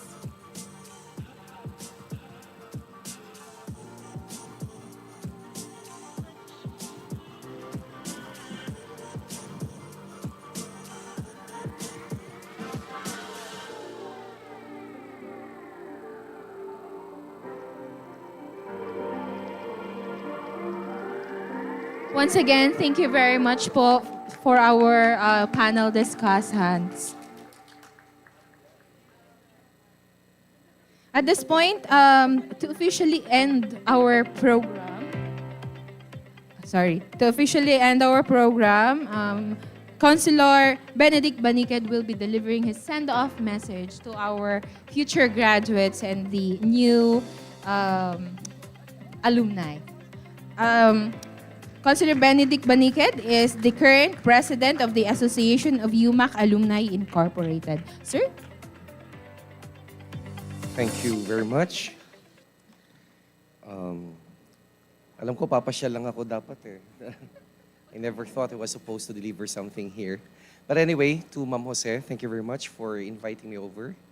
And to Sir Steve of the Center for Alumni Affairs. And of course, to our distinguished guests and panelists, thank you very much. I am indeed privileged to be invited and be present here in our University Career Forum today. This indeed marks a significant opportunity for all of us, our students, the professionals present here, and the organizations being represented. And to sum together and explore the exciting prospects that lie ahead in our respective careers. Now, as we gather here, we are surrounded by a wealth of knowledge, experience, and potential. As I was listening earlier, I am indeed impressed by what I have been hearing from our resources speakers. And for our students, this forum is a gateway to discovering their passions, honing your skills, and charting a course towards a fulfilling career. It's a chance to engage with industry leaders, gain new insights into various fields, and perhaps even secure internships or job opportunities. Now, for our professionals, this forum also offers a platform to share their expertise, mentorship, and guidance with the next generation of talent. It is a chance to give back to the community, forge meaningful connections, and contribute to the development of future leaders in our industries. Just a week ago, I was sharing stories with some friends, particularly in my field of expertise, which is in the field of politics and political management. And I was just surprised, hindi nyo sinama ang government, ang government sector dito. Kaninang umaga, oo. But I don't want you to be looking at public service as a lucrative business. As well, in fact, ang hirap yumaman sa gobyerno. Maliban lang kung magdanakaw ka. So brutally speaking, before I finally entered this serious job of being a city councilor, I saw to it that I have enriched myself with some resources so that at least whatever thing new to me will not be construed as something which I got from my position. Pero nagkukwentuhan kami, sabi namin, pinag-usapan namin yung evolution ng pagtahak ng career path ng ating kabataan. Sa panahon ng ating mga lolo, panahon ng gera, noon, ang magkatrabaho ka sapat na. Maiging merong mapagkukunan kaysa sa wala. And then came the time of our parents. Yung parents natin, kailangang isecure ko ang kinabukasan ko, ng aking pamilya, at ng aking anak. Ngunit, it is an opportunity, but we also see it as a threat. Na sa panahon ngayon, iba na. Noon, sabi namin, bago kami lumipat, kailan tumagal kami ng 3 years to 5 years. Ngayon, pag hindi na ako masaya, lilipat ako. Kahit wala pang 1 year. At ang mabigat, saan ba mas malaki ang sweldo? I am not saying that our young people today are becoming more materialistic. But it is a byproduct of this so-called evolution of needs. Pagdating sa pagka-craft natin as individuals ng career path natin. And since this is a sort of send-off message, I hope we don't thread that path. That we are seemingly just after earning the biggest amount of money that we could, while we forget our responsibilities to our families, to our community, but most importantly, sa mga sarili natin. Before we try to seek greener pastures, let us first ask ourselves, do we also deserve to be in such green pastures?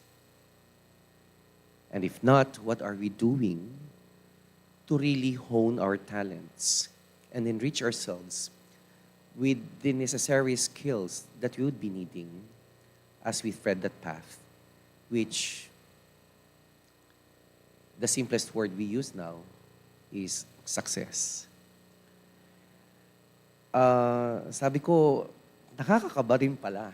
No? And it has always been a challenge,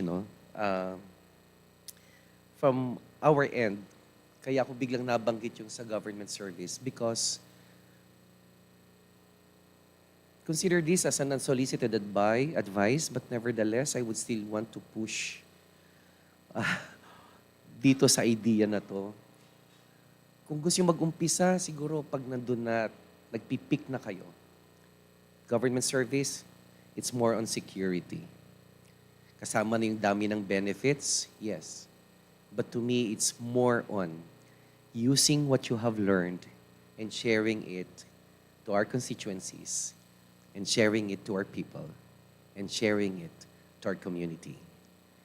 Because our community, our people, deserve better services and training, better services coming from people who were trained and equipped. No? Kasi sa private sector, iba din ang training.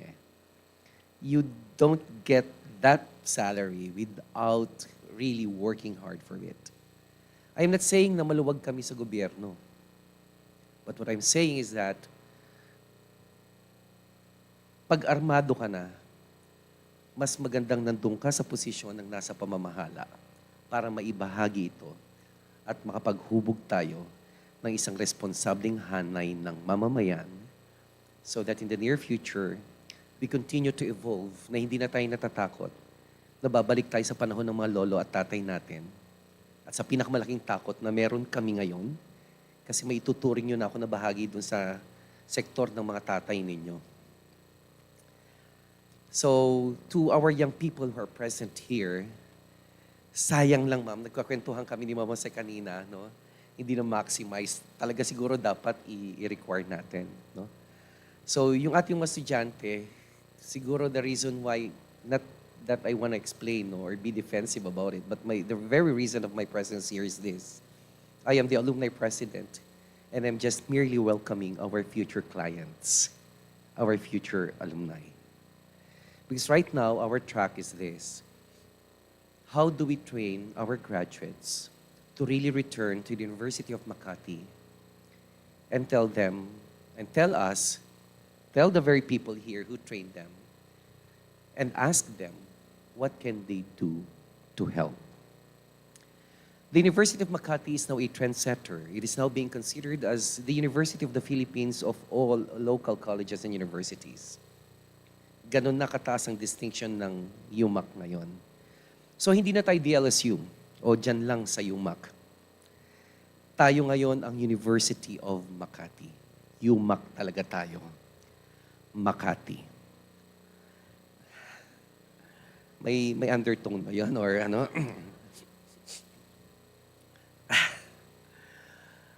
But then, tulad ng aking sinasabi sa inyo, I just hope isang araw magkikita tayo at sasabihin nyo sa akin, Cons Bodic, I heard you once.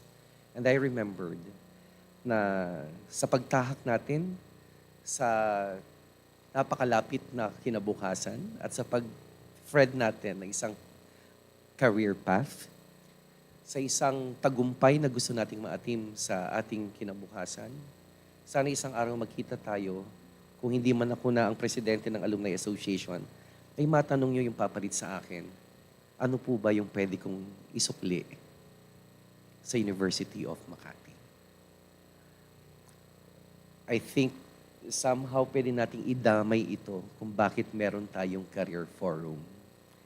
Hindi tayo pinag-aral, hindi tayo ginastusan ng buwis ng mamamayan para sayangin lamang ito.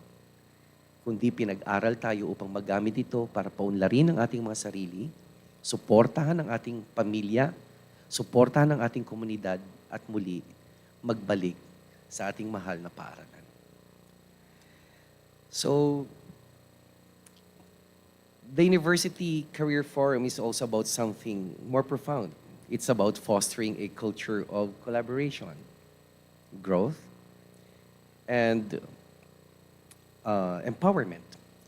So it's about recognizing that each of us has something valuable to offer, whether it's knowledge, experience, or a fresh perspectives.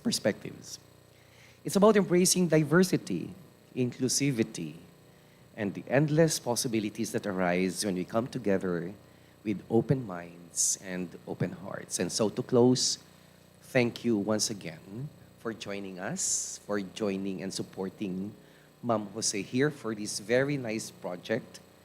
Sabi ko nga sa kanya, sinishare ko, December of 2022, we had our planning session when I first came in as president of the Alumni Association. Sabi ko, we have this same proposed project. Sabi ko, so when I heard of this and when I was invited to be here to attend this forum, kaya sabi ko agad sa kanya, why don't we think of how the Alumni Association could possibly help and support this undertaking instead of us coming up with our own. Kung isa din lang ang direksyon na gusto namin, walang dahilan para maghiwalay, kundi mas maganda at mas nakakita tayo ng pagkakataon para magkaroon tayo ng collaboration, pagsasama, at pagtutulungan. At sana sa inyong lahat, I wish you all the best. To our resources speakers, thank you very much. I really appreciate everything. Because to me, every day is always a day of learning. And to all of you, never stop learning. Let's always develop that hunger to learn, not just from the four corners of the classroom, but in our everyday lives as we encounter people, as we see events, as we see things happen. And let's continue to share whatever we learn from here and continue to be a blessing to those people whom we encounter in our day-to-day living. Thank you very much. Thank you, Cons Bodic. So that is the end of the 2024 Hyflex University Career Forum. Once again, the CILP and the CAA would like to thank and would like to send our sincerest gratitude to our keynote speakers from the morning session up to the afternoon session, and also to our roundtable discussants for sharing with our student interns and graduating students what they can anticipate in the borderless employment landscape and how they can prepare themselves.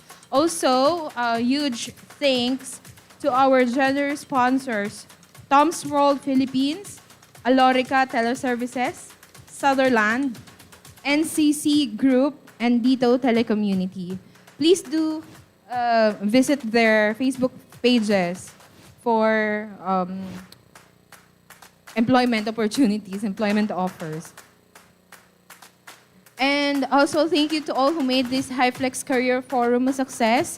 To Sir Steve Villacorta and team of the Center for Alumni Affairs.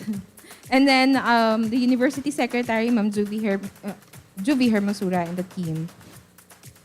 Some announcements, especially for those who are watching on our YouTube live feed still. The feedback form, also for the students here. The feedback form for this event will be posted at the CILP Facebook page. Please remember that the feedback form is only available until April 5.